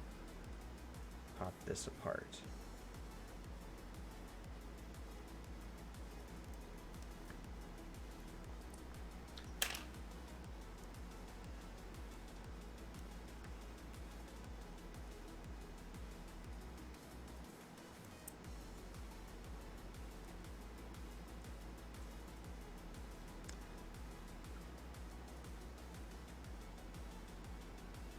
Come on, pop apart.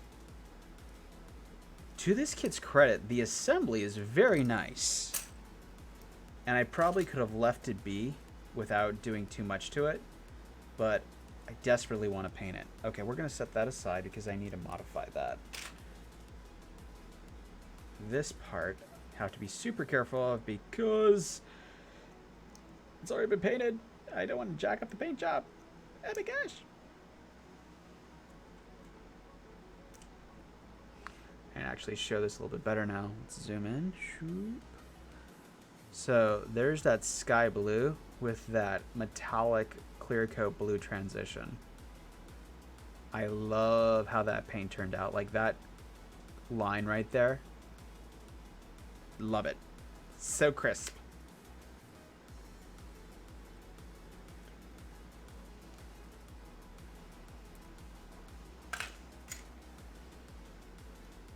Okay.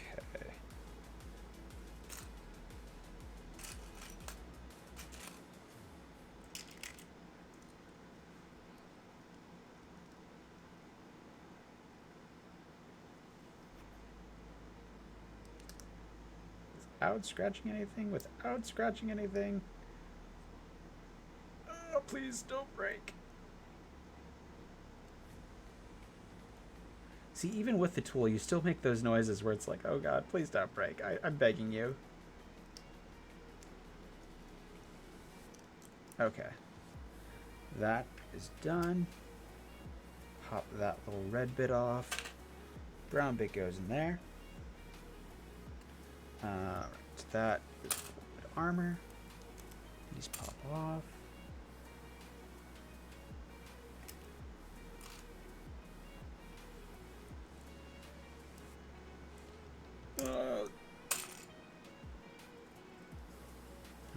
Okay.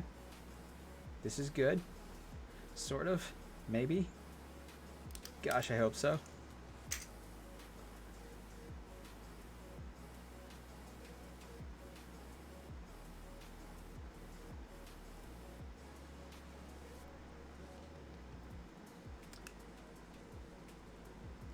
Right. There's that. There's that. And then this whole assembly goes in there. The other leg.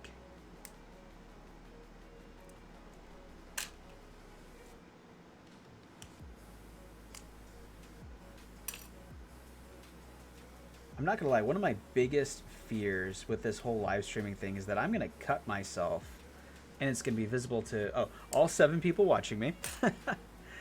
But like the idea of like gouging myself is terrifying.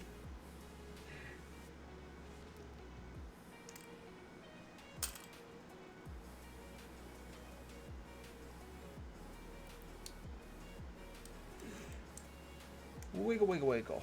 Off you come. Off that comes. But it's 7. That's scary. It's not that bad. I bleed a lot. Like, I have thin blood, okay? That's true. 7 people that care very deeply about me, which I appreciate immensely.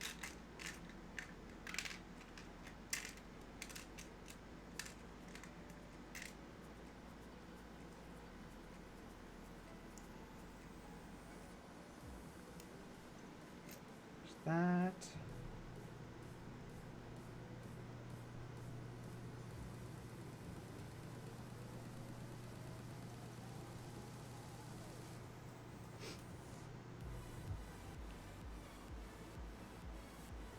One second, y'all.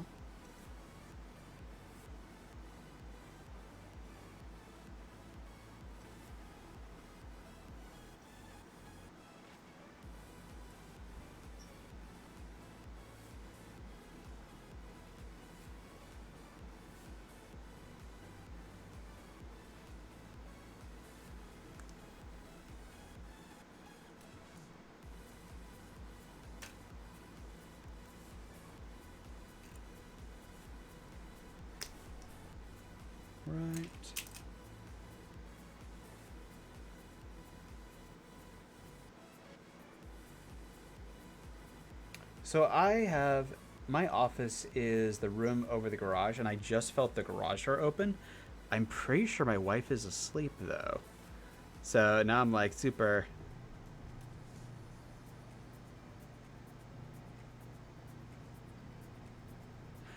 Okay, it was her. Sweet. Whew. That's my other huge, like, fear is that I'm gonna be sitting here talking with y'all, building, and then there's just gonna be like a face directly next to me, and it's just like, oh no,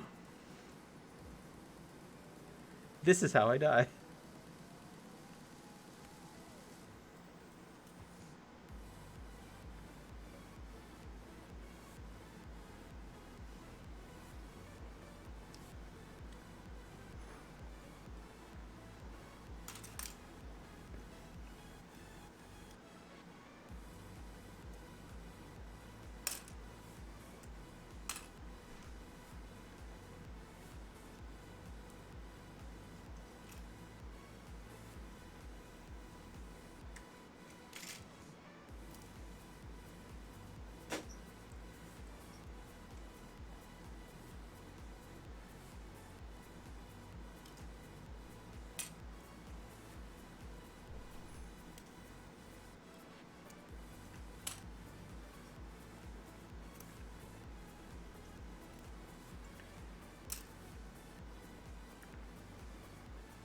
See, I also want to be expedient with this disassembly, but I also don't want to like accidentally lose a piece, because that would be terrifying as well.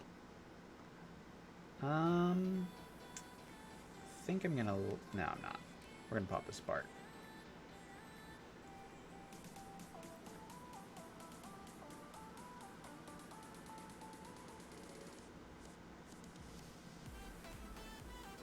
Give me a little wiggle room. Work my way around. And pop it off.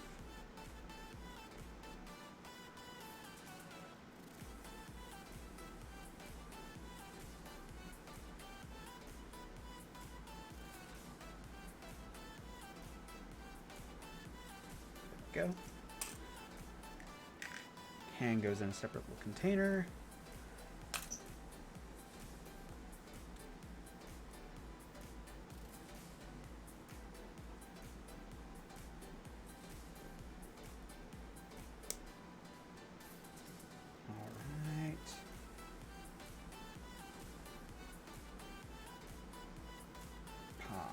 Those two pieces apart. Wiggle that off. Reattach that piece. And there it goes.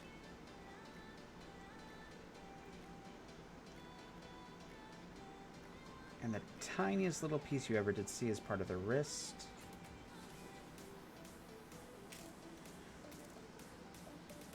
And that goes in there. Same thing with this one.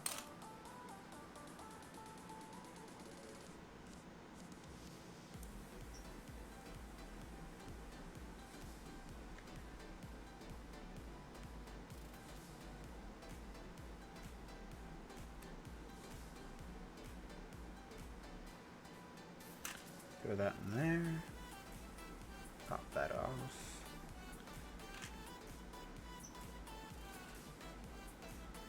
Another tiny little piece. I pray I don't lose.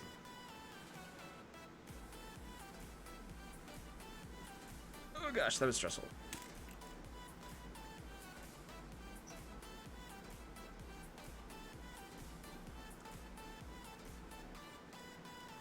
Pop that off. Okay. Progress.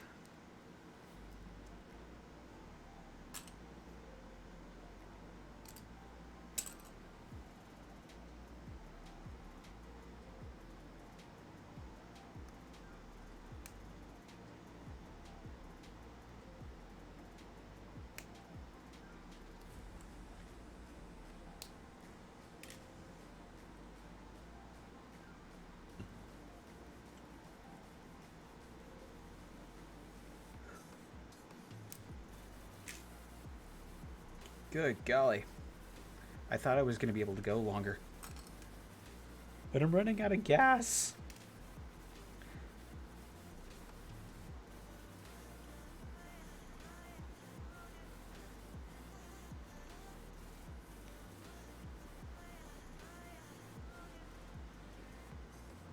Come on. There we go.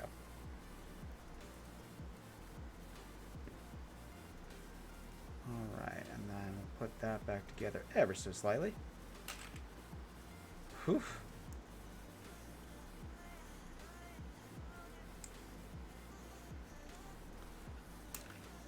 There's that.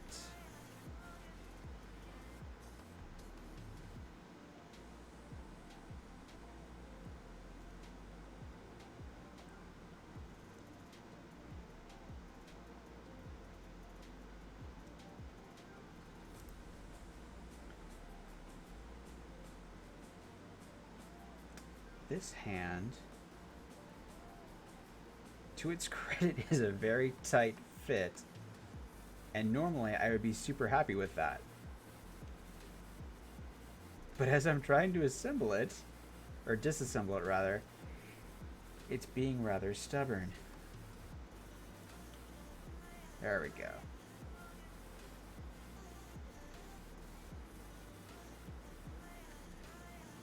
Whew. And that hand goes there. Metal beam sabers will go in their own little compartment. Time for the head.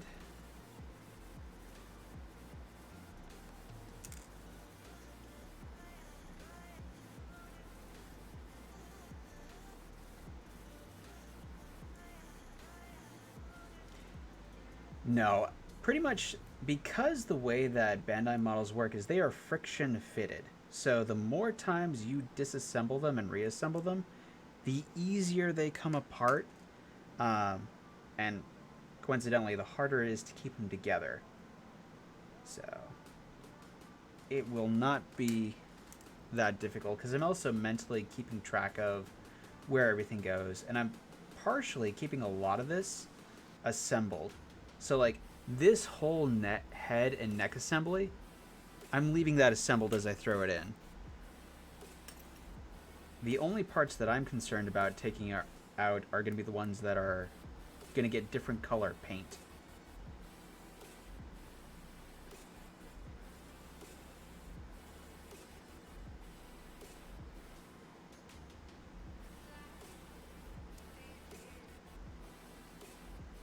Hello, True Flake, by the way.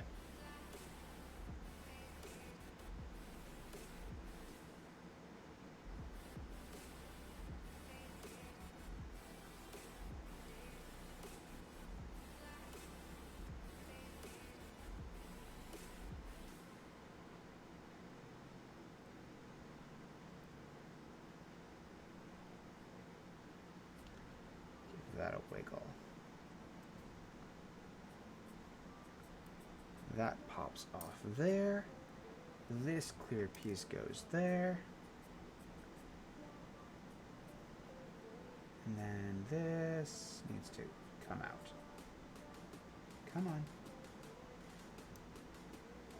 Come out.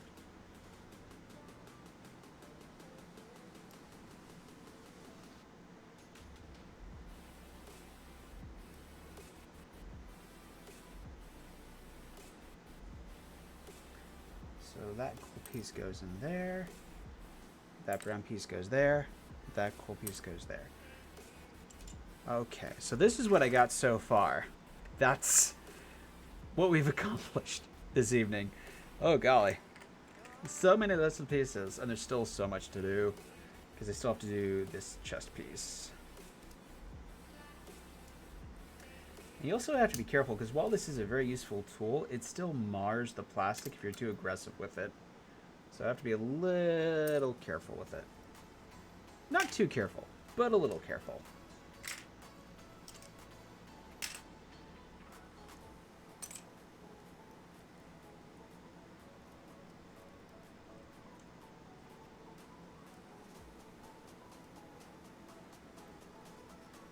Alright, I'll pop that off. And then pop this off.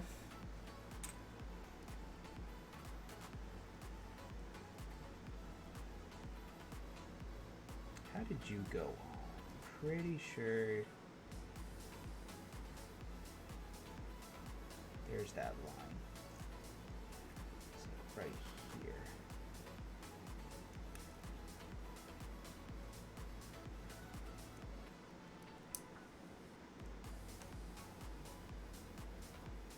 Because the other thing is, as I'm disassembling, I'm trying to remember how I put it together, and I don't want to accidentally break something, because that would suck. There it is. Gotcha. Okay. This piece goes there. This piece goes back on the chest for the chassis. Done. Okay. Good stuff. And then these, I'm going to leave the backpack assembled for right now, except I'm going to pop these off. And then set them to the side. Okay. Installing the leg pipes. So this red piece right here is going to get replaced with this spring and these beads. So what we're going to do is we're going to open this up preparatorily. We're going to get a piece of craft wire.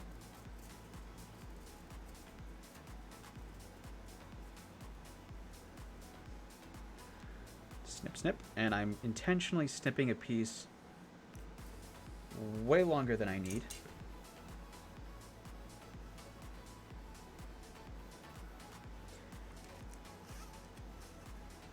And then I'm threading the spring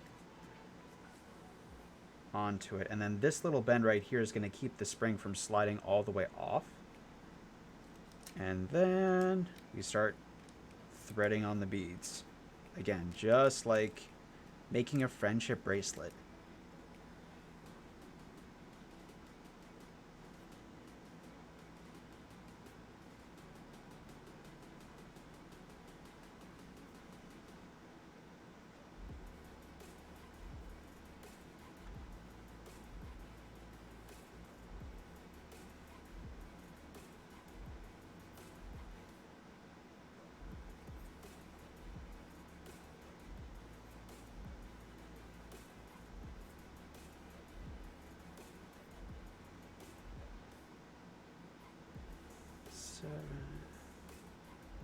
Now, normally what I would do is I'd have to keep count, because this is designed to wrap around the head of a Zaku. But in this case, I'm just using them all, and then I'll take off the ones I don't need. But they intentionally send you a spring that's super long because they expect there to be some space between them. They're not supposed to be like right up against each other.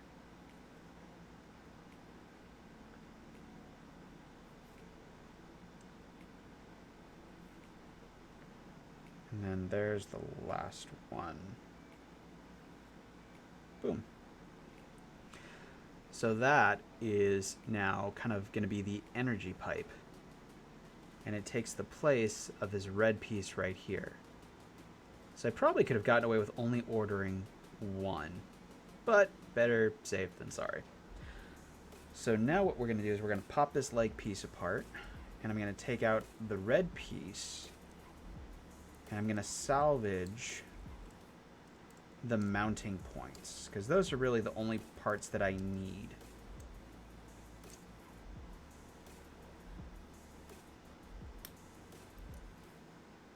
Let's go in there and pop this piece apart.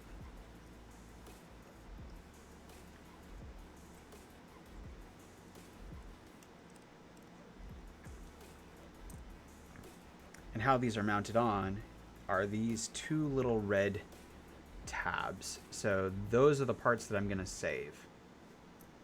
Or try to save anyway. So the first thing I'm going to do is I'm going to get the rest of this out of the way because I don't need it. Actually, let me check to see. Change of plan. I'm not doing that.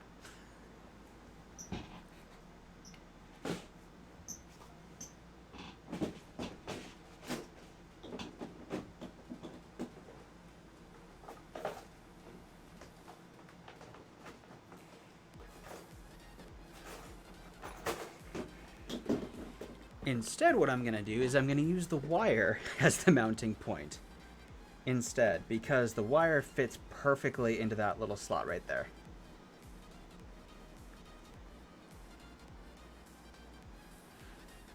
It is definitely, I love this hobby. It is relaxing, it's exciting, it's challenging, it forces you to think on your toes. I'm very biased, but I am a huge fan of this hobby. Welcome, Bone Daddy, by the way. So let's go ahead and mess around with some bending. Not to be confused with the avatar. So if we just do that little bend right there, all of our beads will fall off, which is fine for right now. That is perfect because I can pack that with CA glue and it will be fine. So let's do this. We're going to scooch you all up there for a little bit. And then we're going to take our wire, and the goal here is we want to match the profile and bends that this piece has got going on here as best we can. And it doesn't have to be exact, but pretty darn close. The easiest way to do that is just line it up. There we go.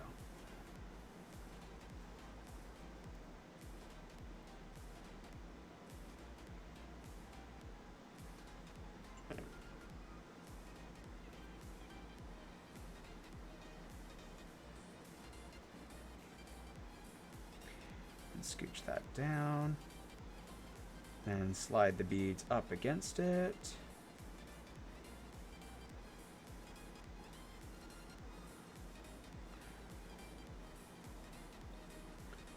I know this is probably the least exciting part of this whole process.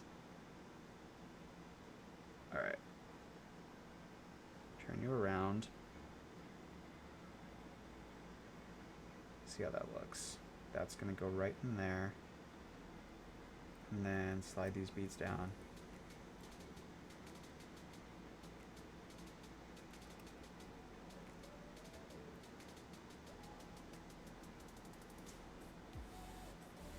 It's like right there is where I want to make my cut.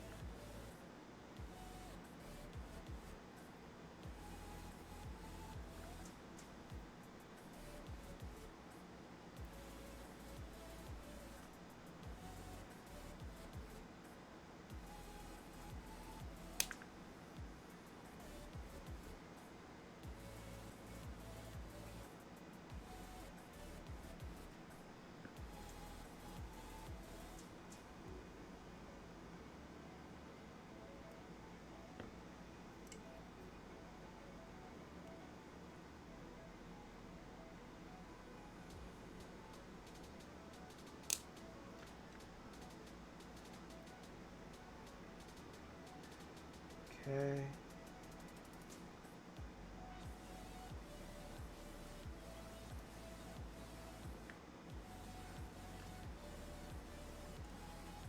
My dude, you definitely should give it a shot. I recommend it. 10 out of 10. Would build again. I cut that wire way too long, but that's okay. Better to cut it too long and shorten it than to cut it too short and have to start all over again.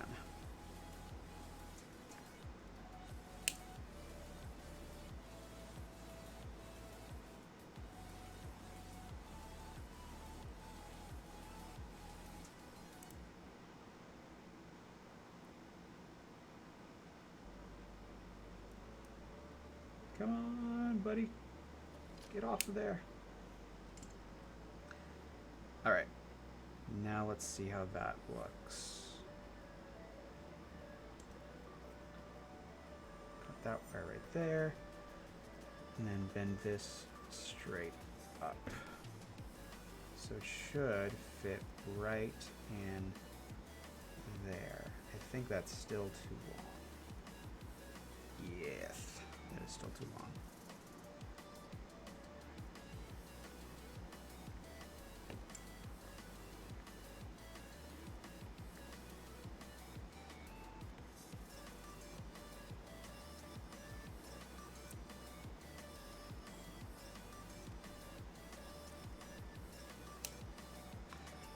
that bit off.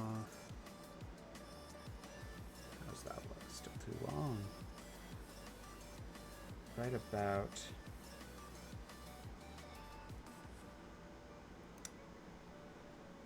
That's what it looks like when it's in there. So where do we need to cut you?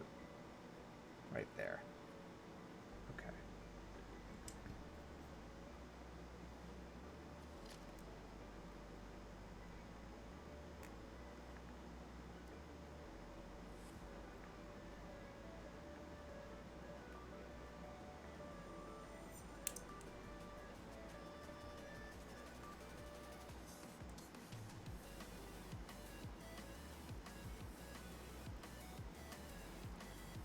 Okay. Now that I've successfully tossed all the beads off of this piece everywhere, but we got it in there. It's still too long. Okay. New plan of attack. Unthread this.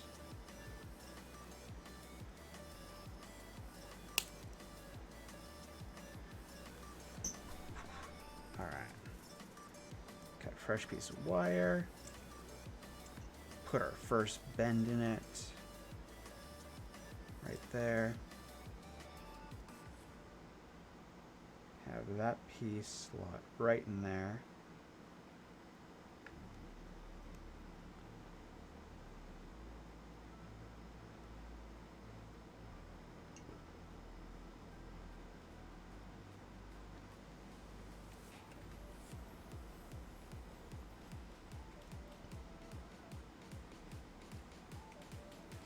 And like right there's where I want that bend.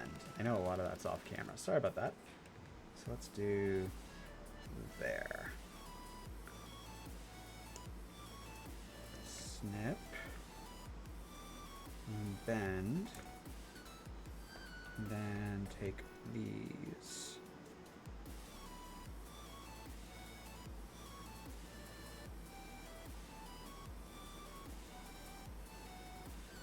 Almost there. A little bit more off.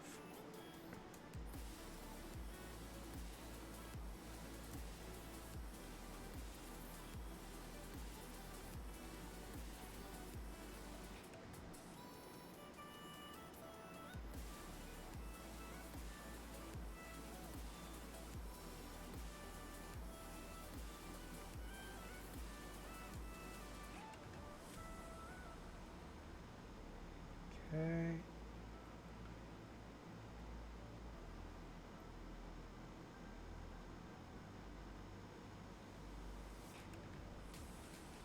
There we go.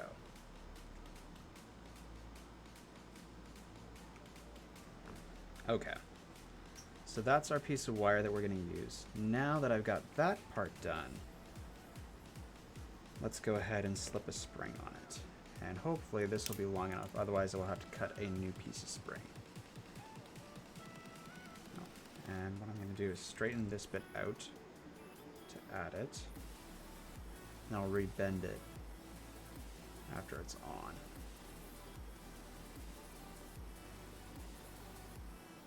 Come on.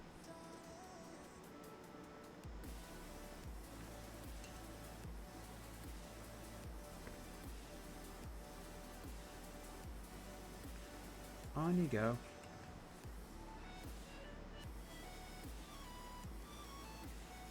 Whew, okay.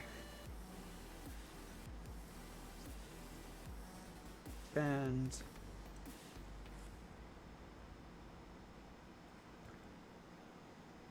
Let's see how that looks now.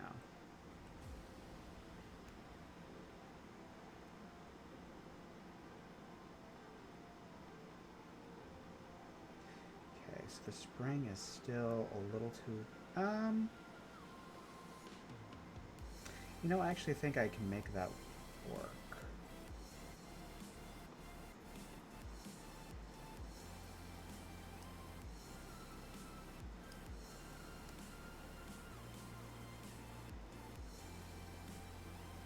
Because, yeah, that's what it'll look like. So here's the original. And then that's with our metal spring in place. This still has the waste bit on it. So that fits in there fairly well. with a little bit of encouragement. And so now what I'll do is I'll pop that apart and I will attach the beads. And when it comes time to paint this, I'll just mask that off with some masking tape. So we can go ahead and mount that in there and make it look nice and pretty. And now that we've got a decent size, it should be fairly easy to get the beads on there without too much fuss. Hopefully. He says, wishful thinking.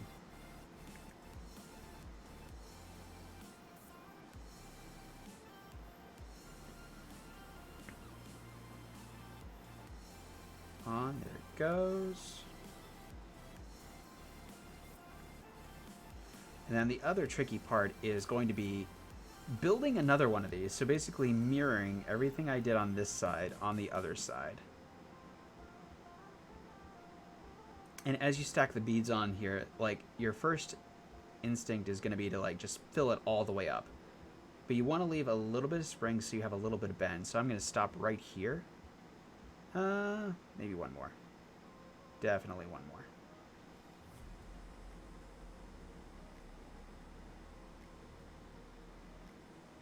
Come on. Get on there.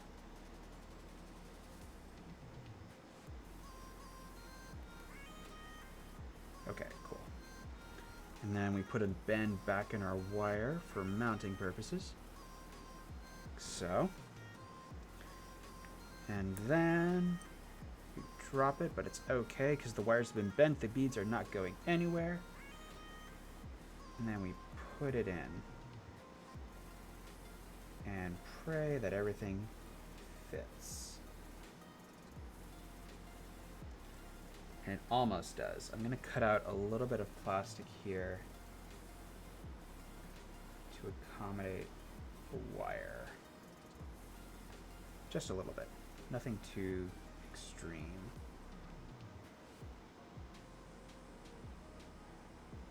Like that. And then attach this piece right here.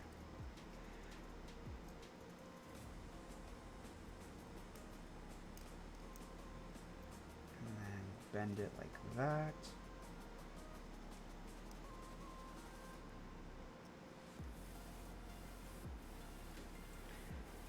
And there we go.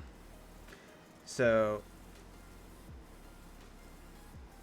old piece on the right, new piece on the left. Now, at first glance, lots of work, but that extra little bit of... Because what you're going for here is, as you are building your piece, your goal is to try and add as many different elements into it as possible to break it up. If it's all one solid color, that's boring. That's not very interesting to look at. But if you break it up with a bunch of different pieces, a bunch of different aspects, it then becomes ever so interesting. So what I'm going to do now with this is I'm going to completely go back on what I said. I'm going to paint this first, and then I'll install the metal pipe after it's painted. And what I'm going to do is I'll use this metal pipe as a template for the other piece. But for now, it goes into a bag. Nice and safe. So far we've built pistons. We've built one metal pipe for the leg. We've disassembled everything. I need to disassemble this leg. And my desk is littered with parts that I don't need anymore, but... let's see if we can collect enough of these beads to do another one. Yes.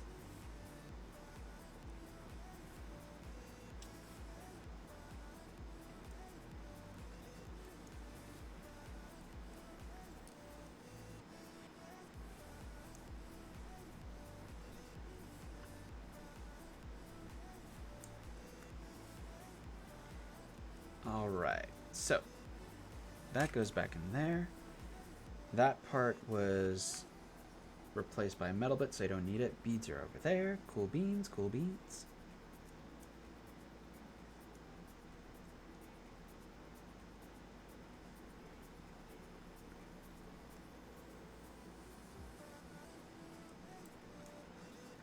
that knee piece goes over there.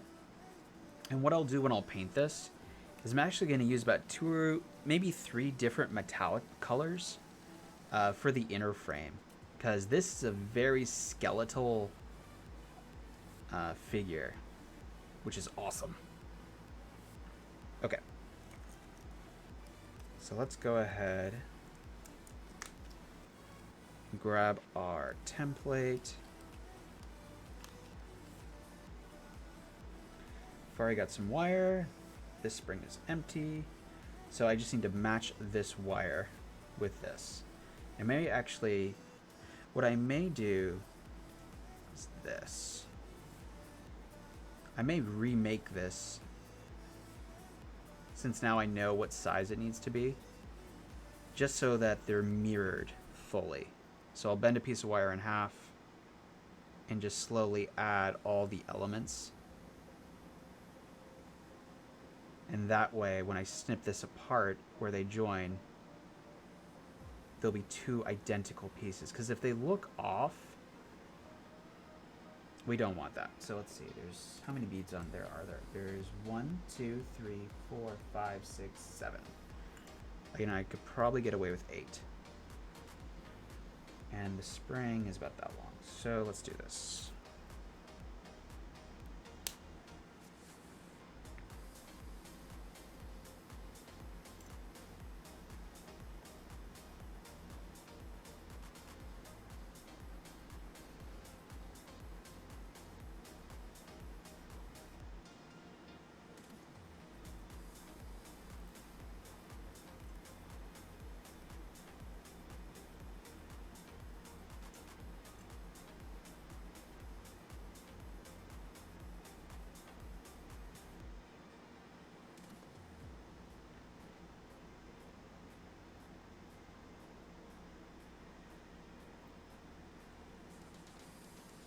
And what I do when I stretch the string out, or the spring out like that, is I'm just measuring it to make it a little bit easier when I go back in to snip off the excess.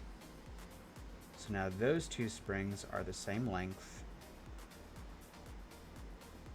And now we add the beads.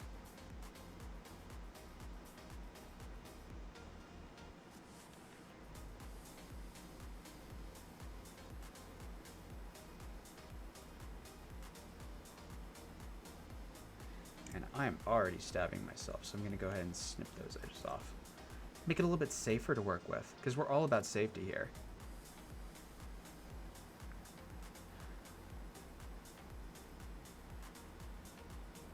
There we go.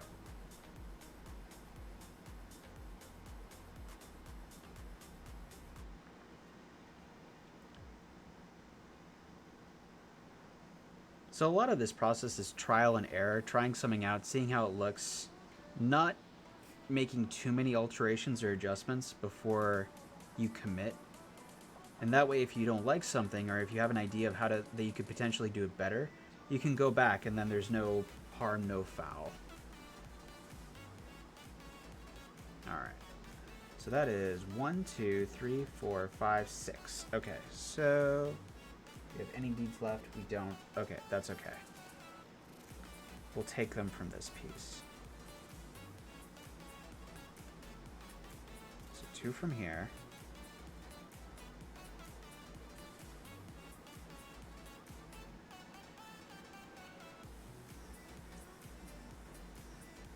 And then I said I would add 2 more, so let's do that.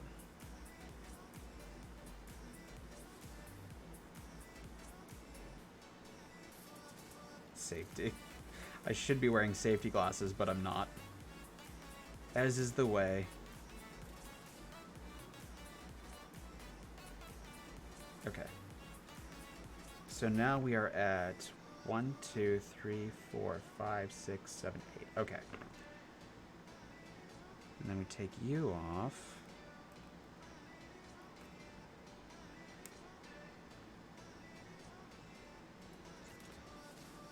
And I need these pliers. What I want to do is straighten this piece of wire back out as straight as it will go, because I need the length. And that is just about Perfect.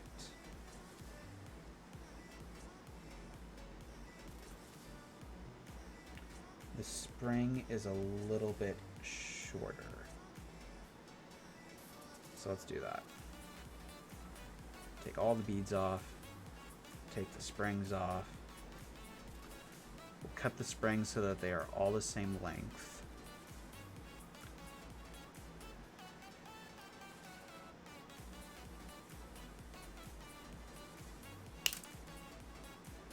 I'm going to give a little bit more spring. So that way if I don't like it, I can come back later. There we go. Those two springs are the same length. And now for this bit, that wire goes there. I'm going to give it a little bit extra right there. Cool. And then we redo the process. So again, what I'm doing here is I want both of those pipes on the back of the leg to look as as similar as possible. So as close to duplicating them as I can. That's what I want to do. Because when this is on display, that's the shiny pieces. That's what the eye's going to be drawn to. And if the eye's going to be drawn to it, I want to make sure that it looks good.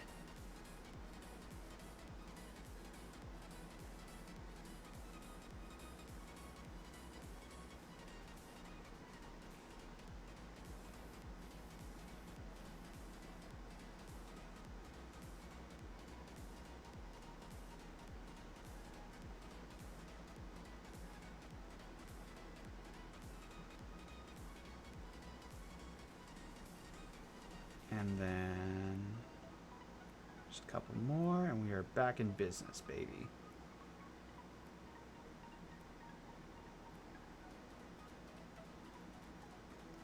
Okay, like that. Okay, and that's 7. So we're going to leave it. We're going to add that last beat. That's going to be fine.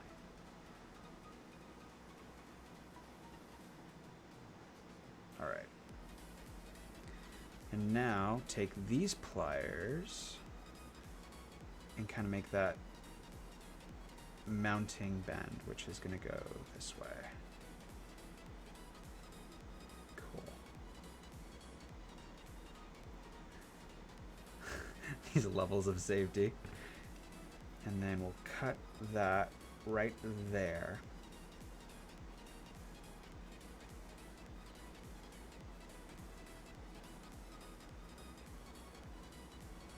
Cool. So now what we have is we have 2 duplicate power cables. And these are going to go in the back of the legs. So now what I want to do is I want to pop this part back open. And where'd the other one go? There it is. And this part back open. So I don't need these. What I need is this. Did I lose a bead? Did I manage to? 1, 2, 3, 4, 5, 6, 7. I put 1, 2, 6, 8. I did. Okay.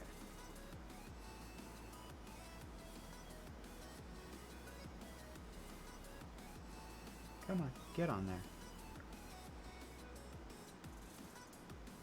Yeah, we're not going to mess with that too much.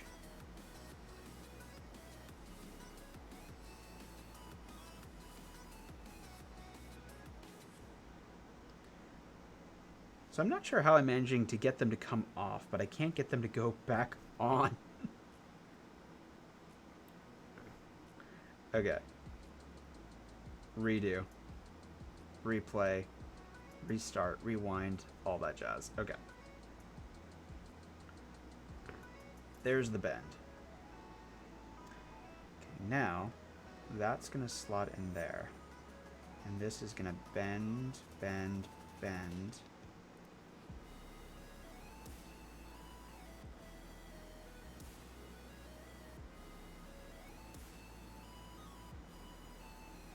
That.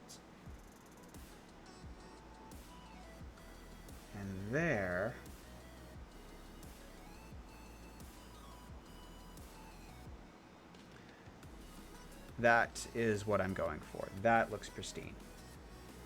The other one was a little bit too loose. It didn't have enough bits on it. And by adding those extra ones, we are now solid. And now we just need to do a repeat with this one. So we're going to slot that in there. And we're going to bend this. Bend, bend, bend.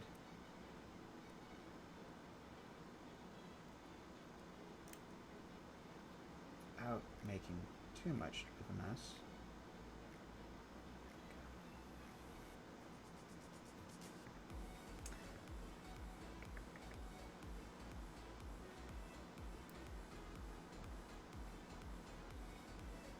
Alright.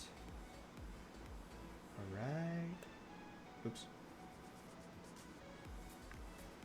Okay. So what has happened is that... Okay, there we go. They shifted.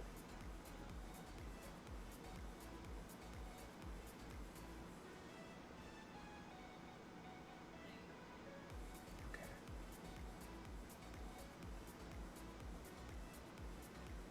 Gently. Whew. Okay. So there they go. And again, goal being, want them to look as similar as possible to each other, with the bends in the same places. Oh my gosh. Let's see here. Clamp that on there.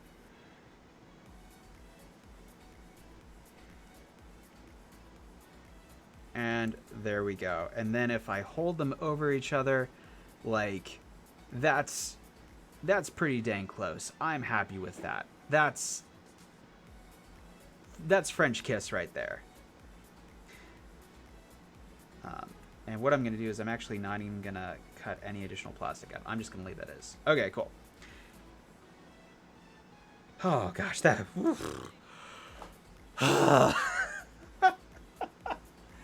Where'd my water jug go?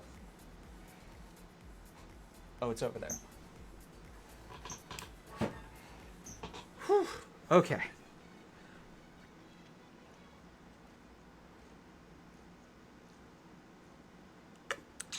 So how are y'all doing tonight?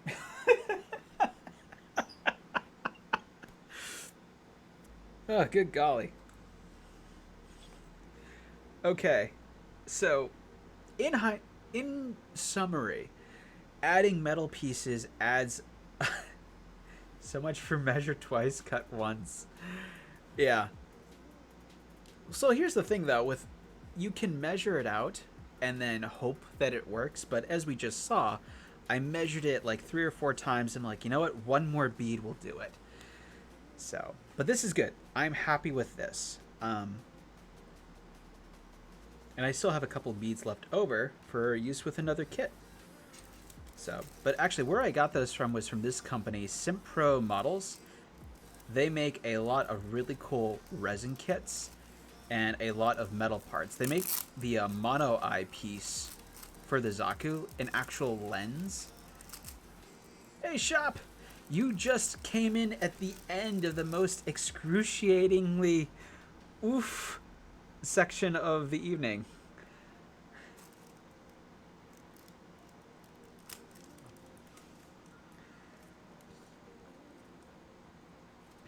Oof is right. But Stealthy came, which is awesome. We were talking about how we have to redo our old competition of painting miniatures.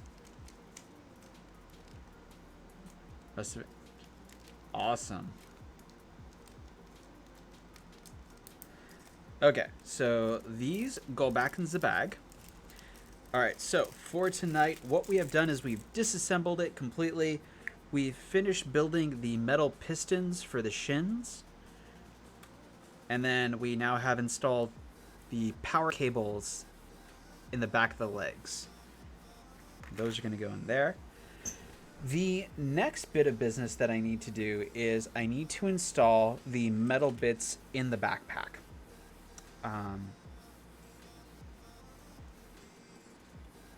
So, you know what I'm going to do? I have a ton of extra metal bits. So let's do this. Because I was thinking I was going to have to reorder some other ones because the amount that they gave me I didn't like. Sweet, I do have some. Alright, cool. Okay, and then where's the black box that has pieces? As long as they're the same size, I should be okay. I think that those are the right size. Are they bit? Nope, these are bigger. I don't want to do that.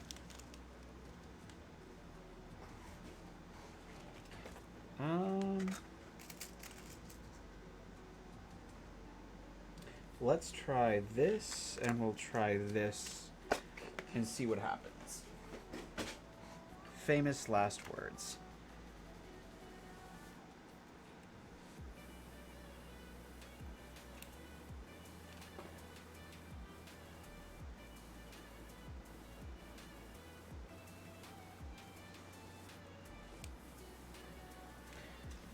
Peter, I was thinking, man, I'm making great progress. Gonna knock this whole project out tonight. Ha, ha, ha, ha, ha, ha, ha, ha, ha, ha, ha, ha, ha.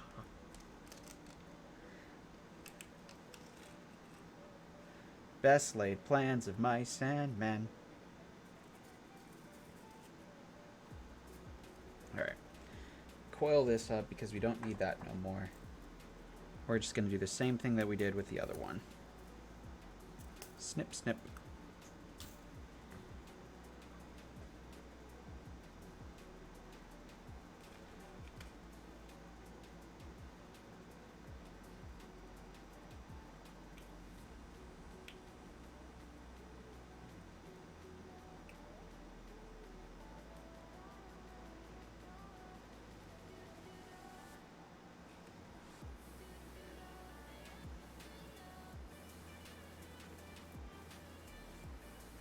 Okay.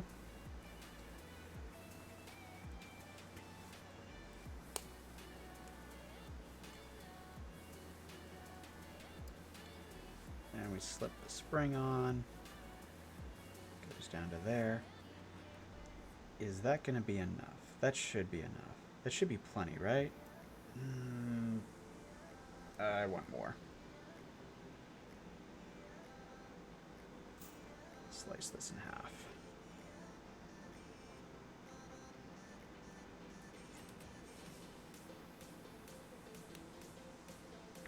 Okay. Try that again. Overestimate how much wire we need. Bend it in half.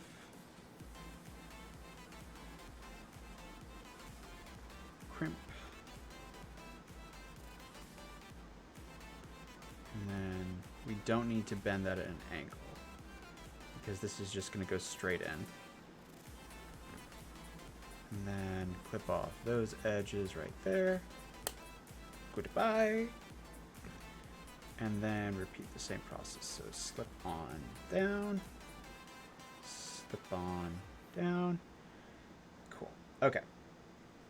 So these are the coil beads that they gave us to run with this kit. Let's go ahead and get sliding.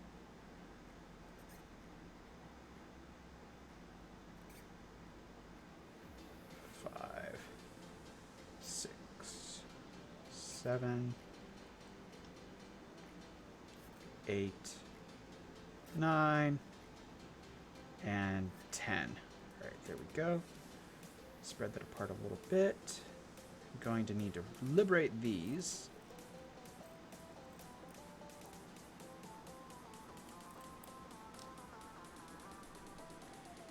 And then we just match them. And what these cables are for is for the backpack into the actual suit.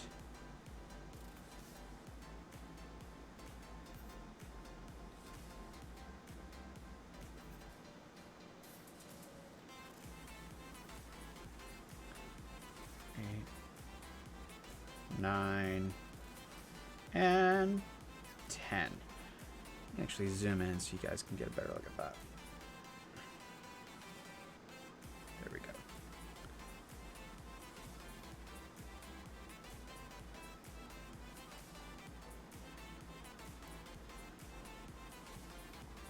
2, 3, 4, 5, 6, 7, 8, 10. Cool.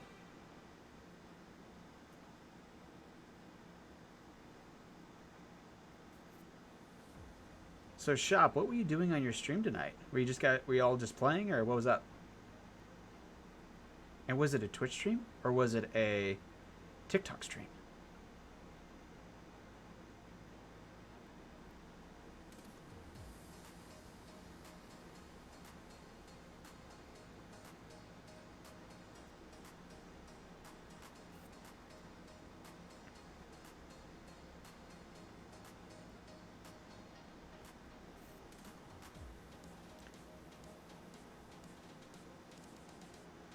Ooh, a vibro cleaver. That sounds awesome.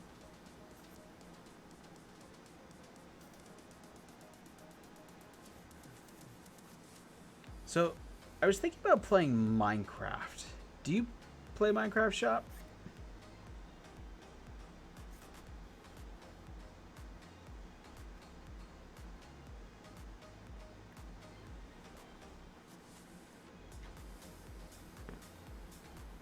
Okay. 1, 2, 3, 4, 5, 6, 7, 8, 10, 11, 12, 13, 14, 15. Okay. 15 on 15. So,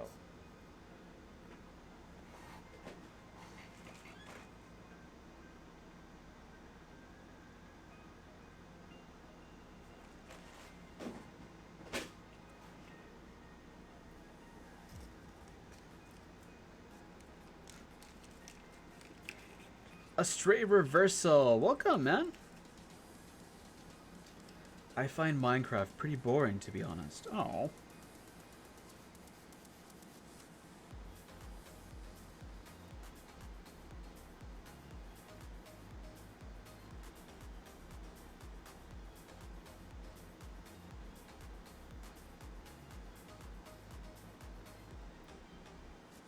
See, I wanted to try and add a little something extra. I didn't want it to always just be me building stuff. I was saying this earlier.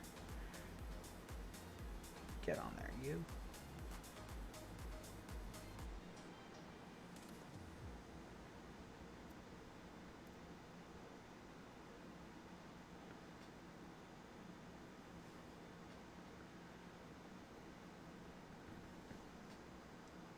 All right, there they are. Little side cutters.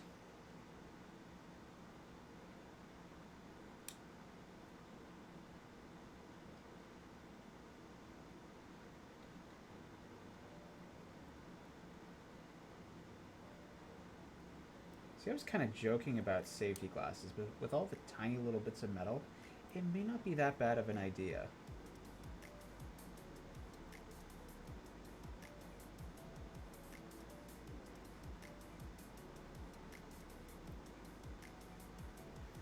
Alright, so what I'm doing here is I'm trying to get this bead over that spring, but there's a tiny little wisp of metal that's keeping me from doing it.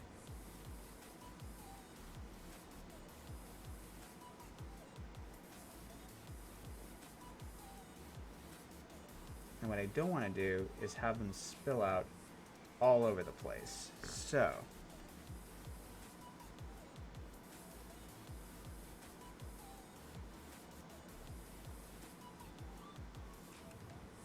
come on. Cooperate. There we go. Got it. You can lose one eye, you were born with a spare. That sounds very Viking-ish. I like both my eyes. Thank you very much. Okay. There we go. And that is what I was going for. So you can see on this one right here, there's that kind of round bead that kind of fits right in there. That's the bead that's going to be touching the backpack. So I want to mirror that on the other side, and then I should be good to go. So I need one more of these.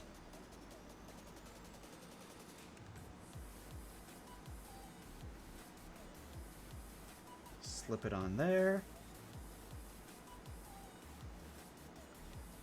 And then into the fork you go.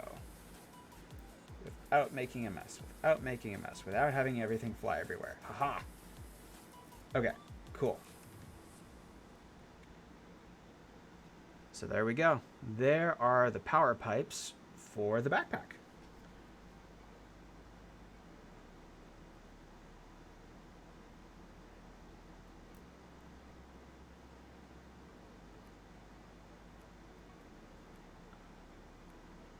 Okay. So what I'm going to do is I'm going to go ahead and let's do this. Let's form them first, and then I will cut them. Yeah? Is that the way I want to do?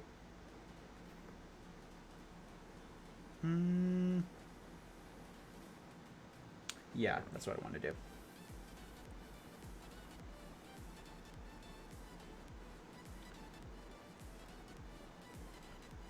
So slide them up about right there.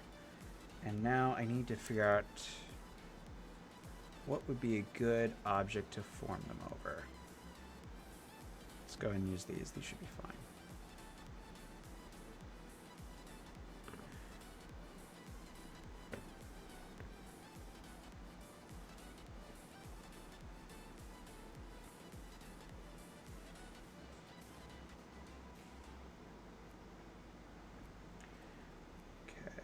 Like, almost there.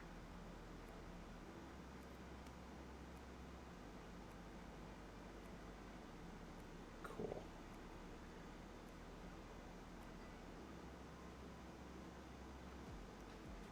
Okay.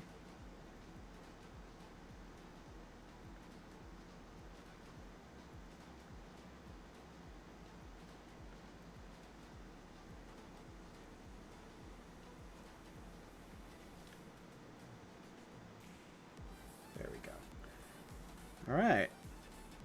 So again, trying to mirror them as closely as possible.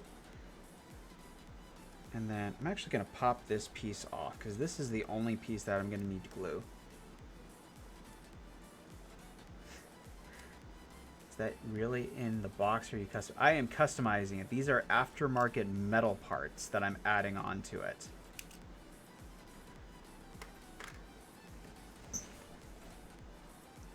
So this is the back. So that's the back, that's the front. Okay, cool. Cool. So we're gonna do it like that, yeah.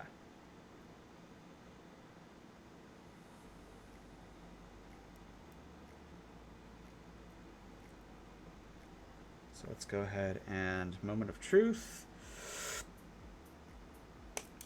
Okay. Terrified. Everything's gonna fall apart. It's gonna be a mess. That's what's gonna happen. There we go. Okay.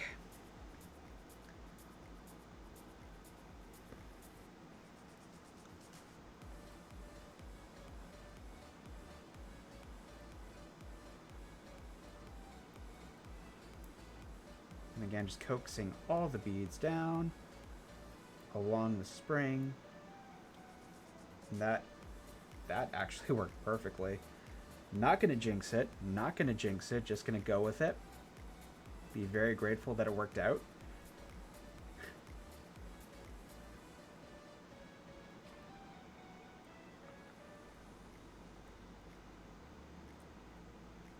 Right there.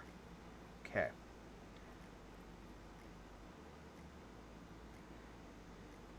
Whew.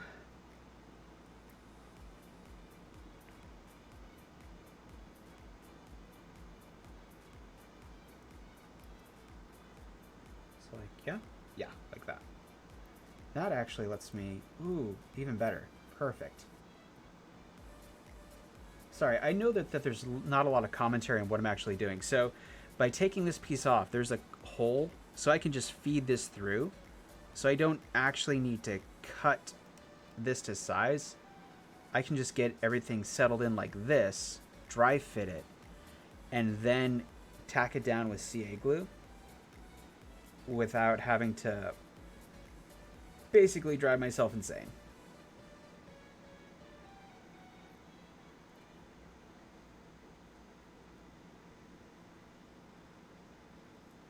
Except this piece. Oh god. I have to be very careful because it's under tension. I also have to be very careful not to jostle it too bad. Okay.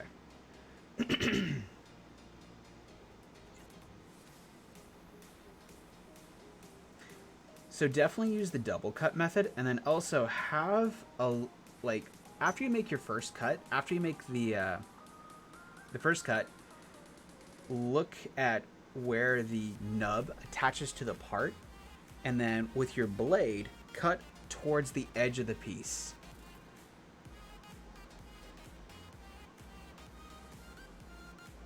If I had some parts to show you, I totally would.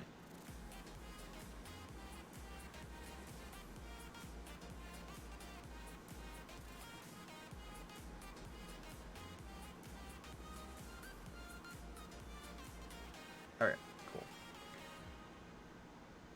So now we're going to feed it through and over the best. I mean, it's already all cut out. There's no parts to show you anymore. I did all the building last week.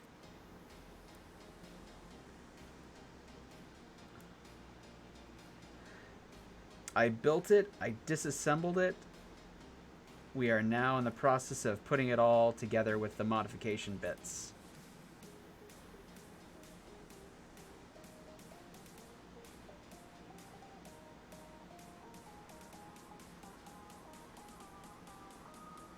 And with something like this, the building part's the easy bit.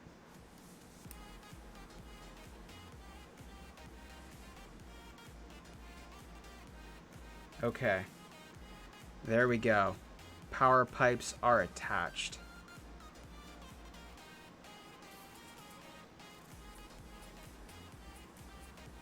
I want to add a little bit more tension on this one. There we go. Whew.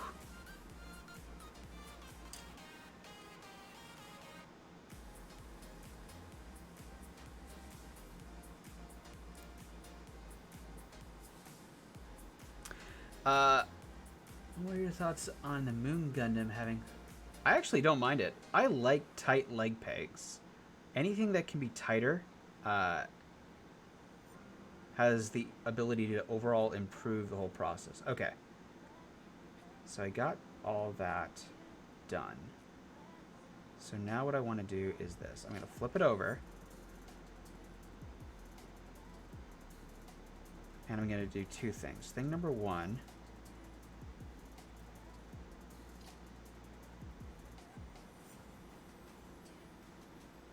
So I'm going to tack this piece in place.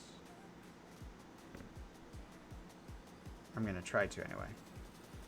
If my CA glue cooperates, which I probably won't.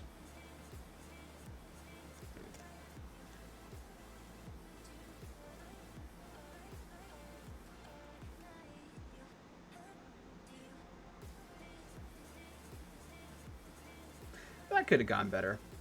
Oh well. A little bit of kicker.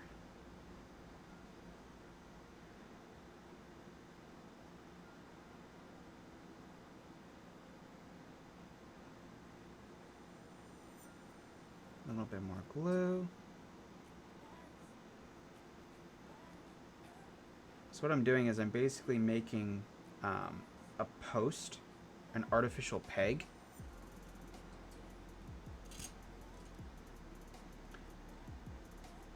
So I can cut this without having to worry about it flying all over the place.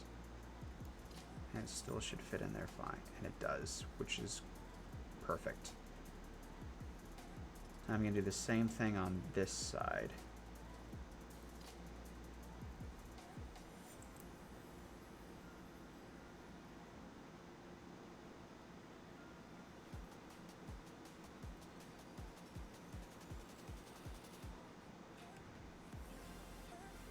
Okay, like that.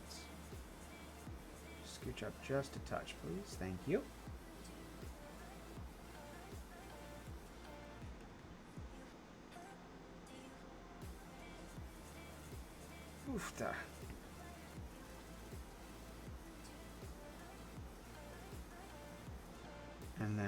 little bit of kicker. Okay. Whew.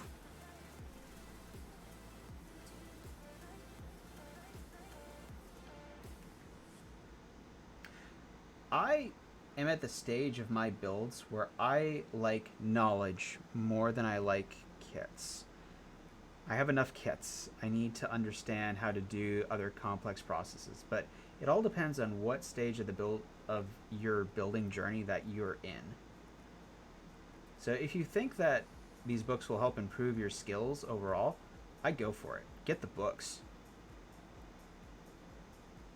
It's glue. It is black CA glue. I am gluing metal bits in. Alright, cool. It's like right there.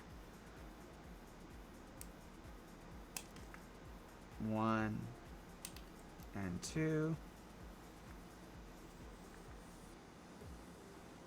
And then glue.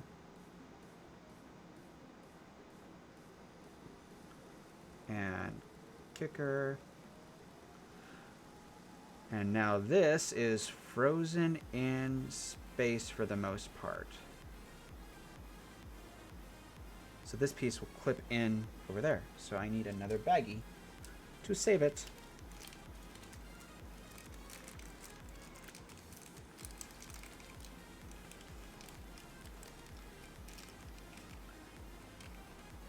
And then this one is next. Maybe. If it cooperates. There we go.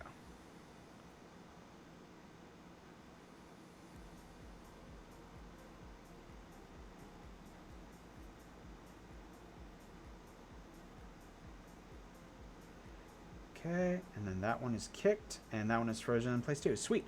So what I did is I essentially replaced this part with these metal bits that are now frozen in that state because I CA glued each end. And I can still move these bits around to get them to look a little bit more natural and seat them properly. But that's pretty much all I need from them. Sweet. Now when I assemble this back together, like so, what I'll do is throw it all over the place. Is that will go like, it'll go like that. And then this one will go right there. And now we have metal power pipes for our backpack. There's a couple here that I want to, shimmy around a little bit. There we go.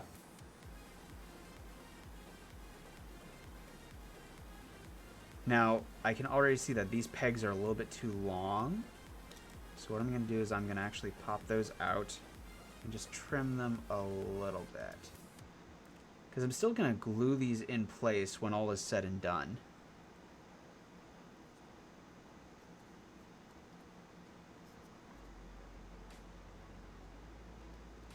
There we go. And then this one, it's right on there. Much better.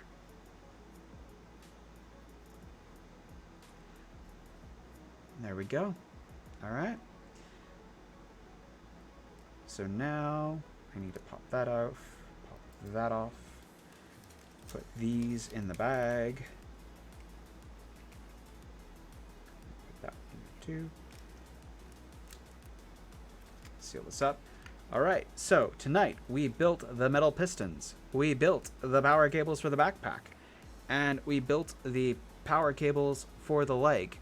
All metal components, all a pain in the butt, all fun.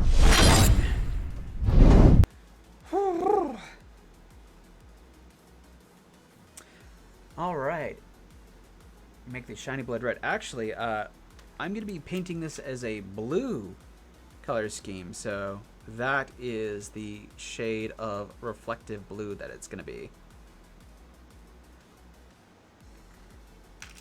So yeah, a combination of ice blue, blue-green flip, and a couple other tones. But the metal parts are done. That was like the most time-intensive piece of this whole build process. Everything else, actually, let me check the bag.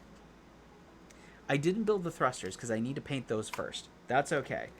The barrel of the gun, also super easy to install once the gun is painted. So actually, I'm going to move these here so I don't forget. Everything goes into the storage container. The box gets sealed up and tossed because I don't need it anymore. All the extra metal bits will go back into my spare bits box that I have for metal stuff, including all the springs. But yeah, so I hope you all had a fun time with me this evening, kind of just going through and fumbling my way through this whole process.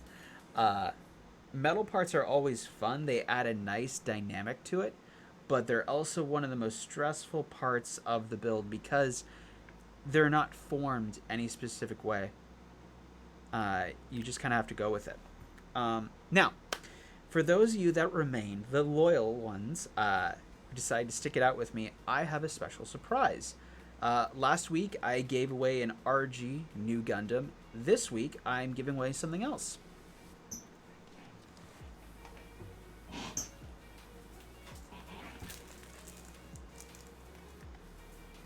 So there is a company called Tankcraft that makes custom cutting mats with tanks on them. This is an M4 Sherman, but it's like a technical readout.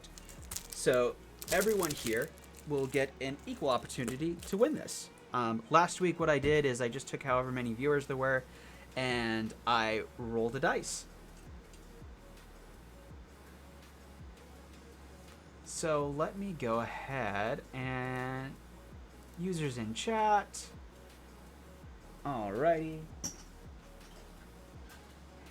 There are 10 people in my room right now. So we're going to roll a 10-sided dice.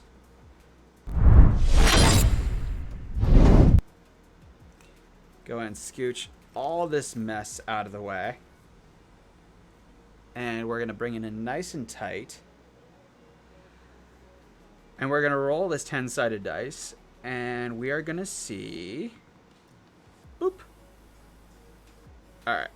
It was a 6 before I jostled it. So, 1, 2, 3, 4, 5, 6. Lemon juice 12. Monsieur. Congratulations, my dude. You have won a M4 Sherman cutting mat. If you would be so kind as to whisper me, I will go ahead and get this out to you as quickly as possible. Thank you so much for attending my live stream this evening. It's an honor. And with that, I am exhausted. I am tired. I need to sleep. So I'm going to go ahead and call it a night. Thank you so much, everyone, for hanging out with me. I really appreciate it. I look forward to seeing you all next week. Lemon juice, hit me up. I will go ahead and do my darndest to get that to you ASAP. Thank you. If you are interested in getting your very own coffee cup with the new logo, check out my merch store. It also has the phrase, "It's fine. I know exactly what I'm doing." Kind of. Have a good night, everyone. Thank you so much.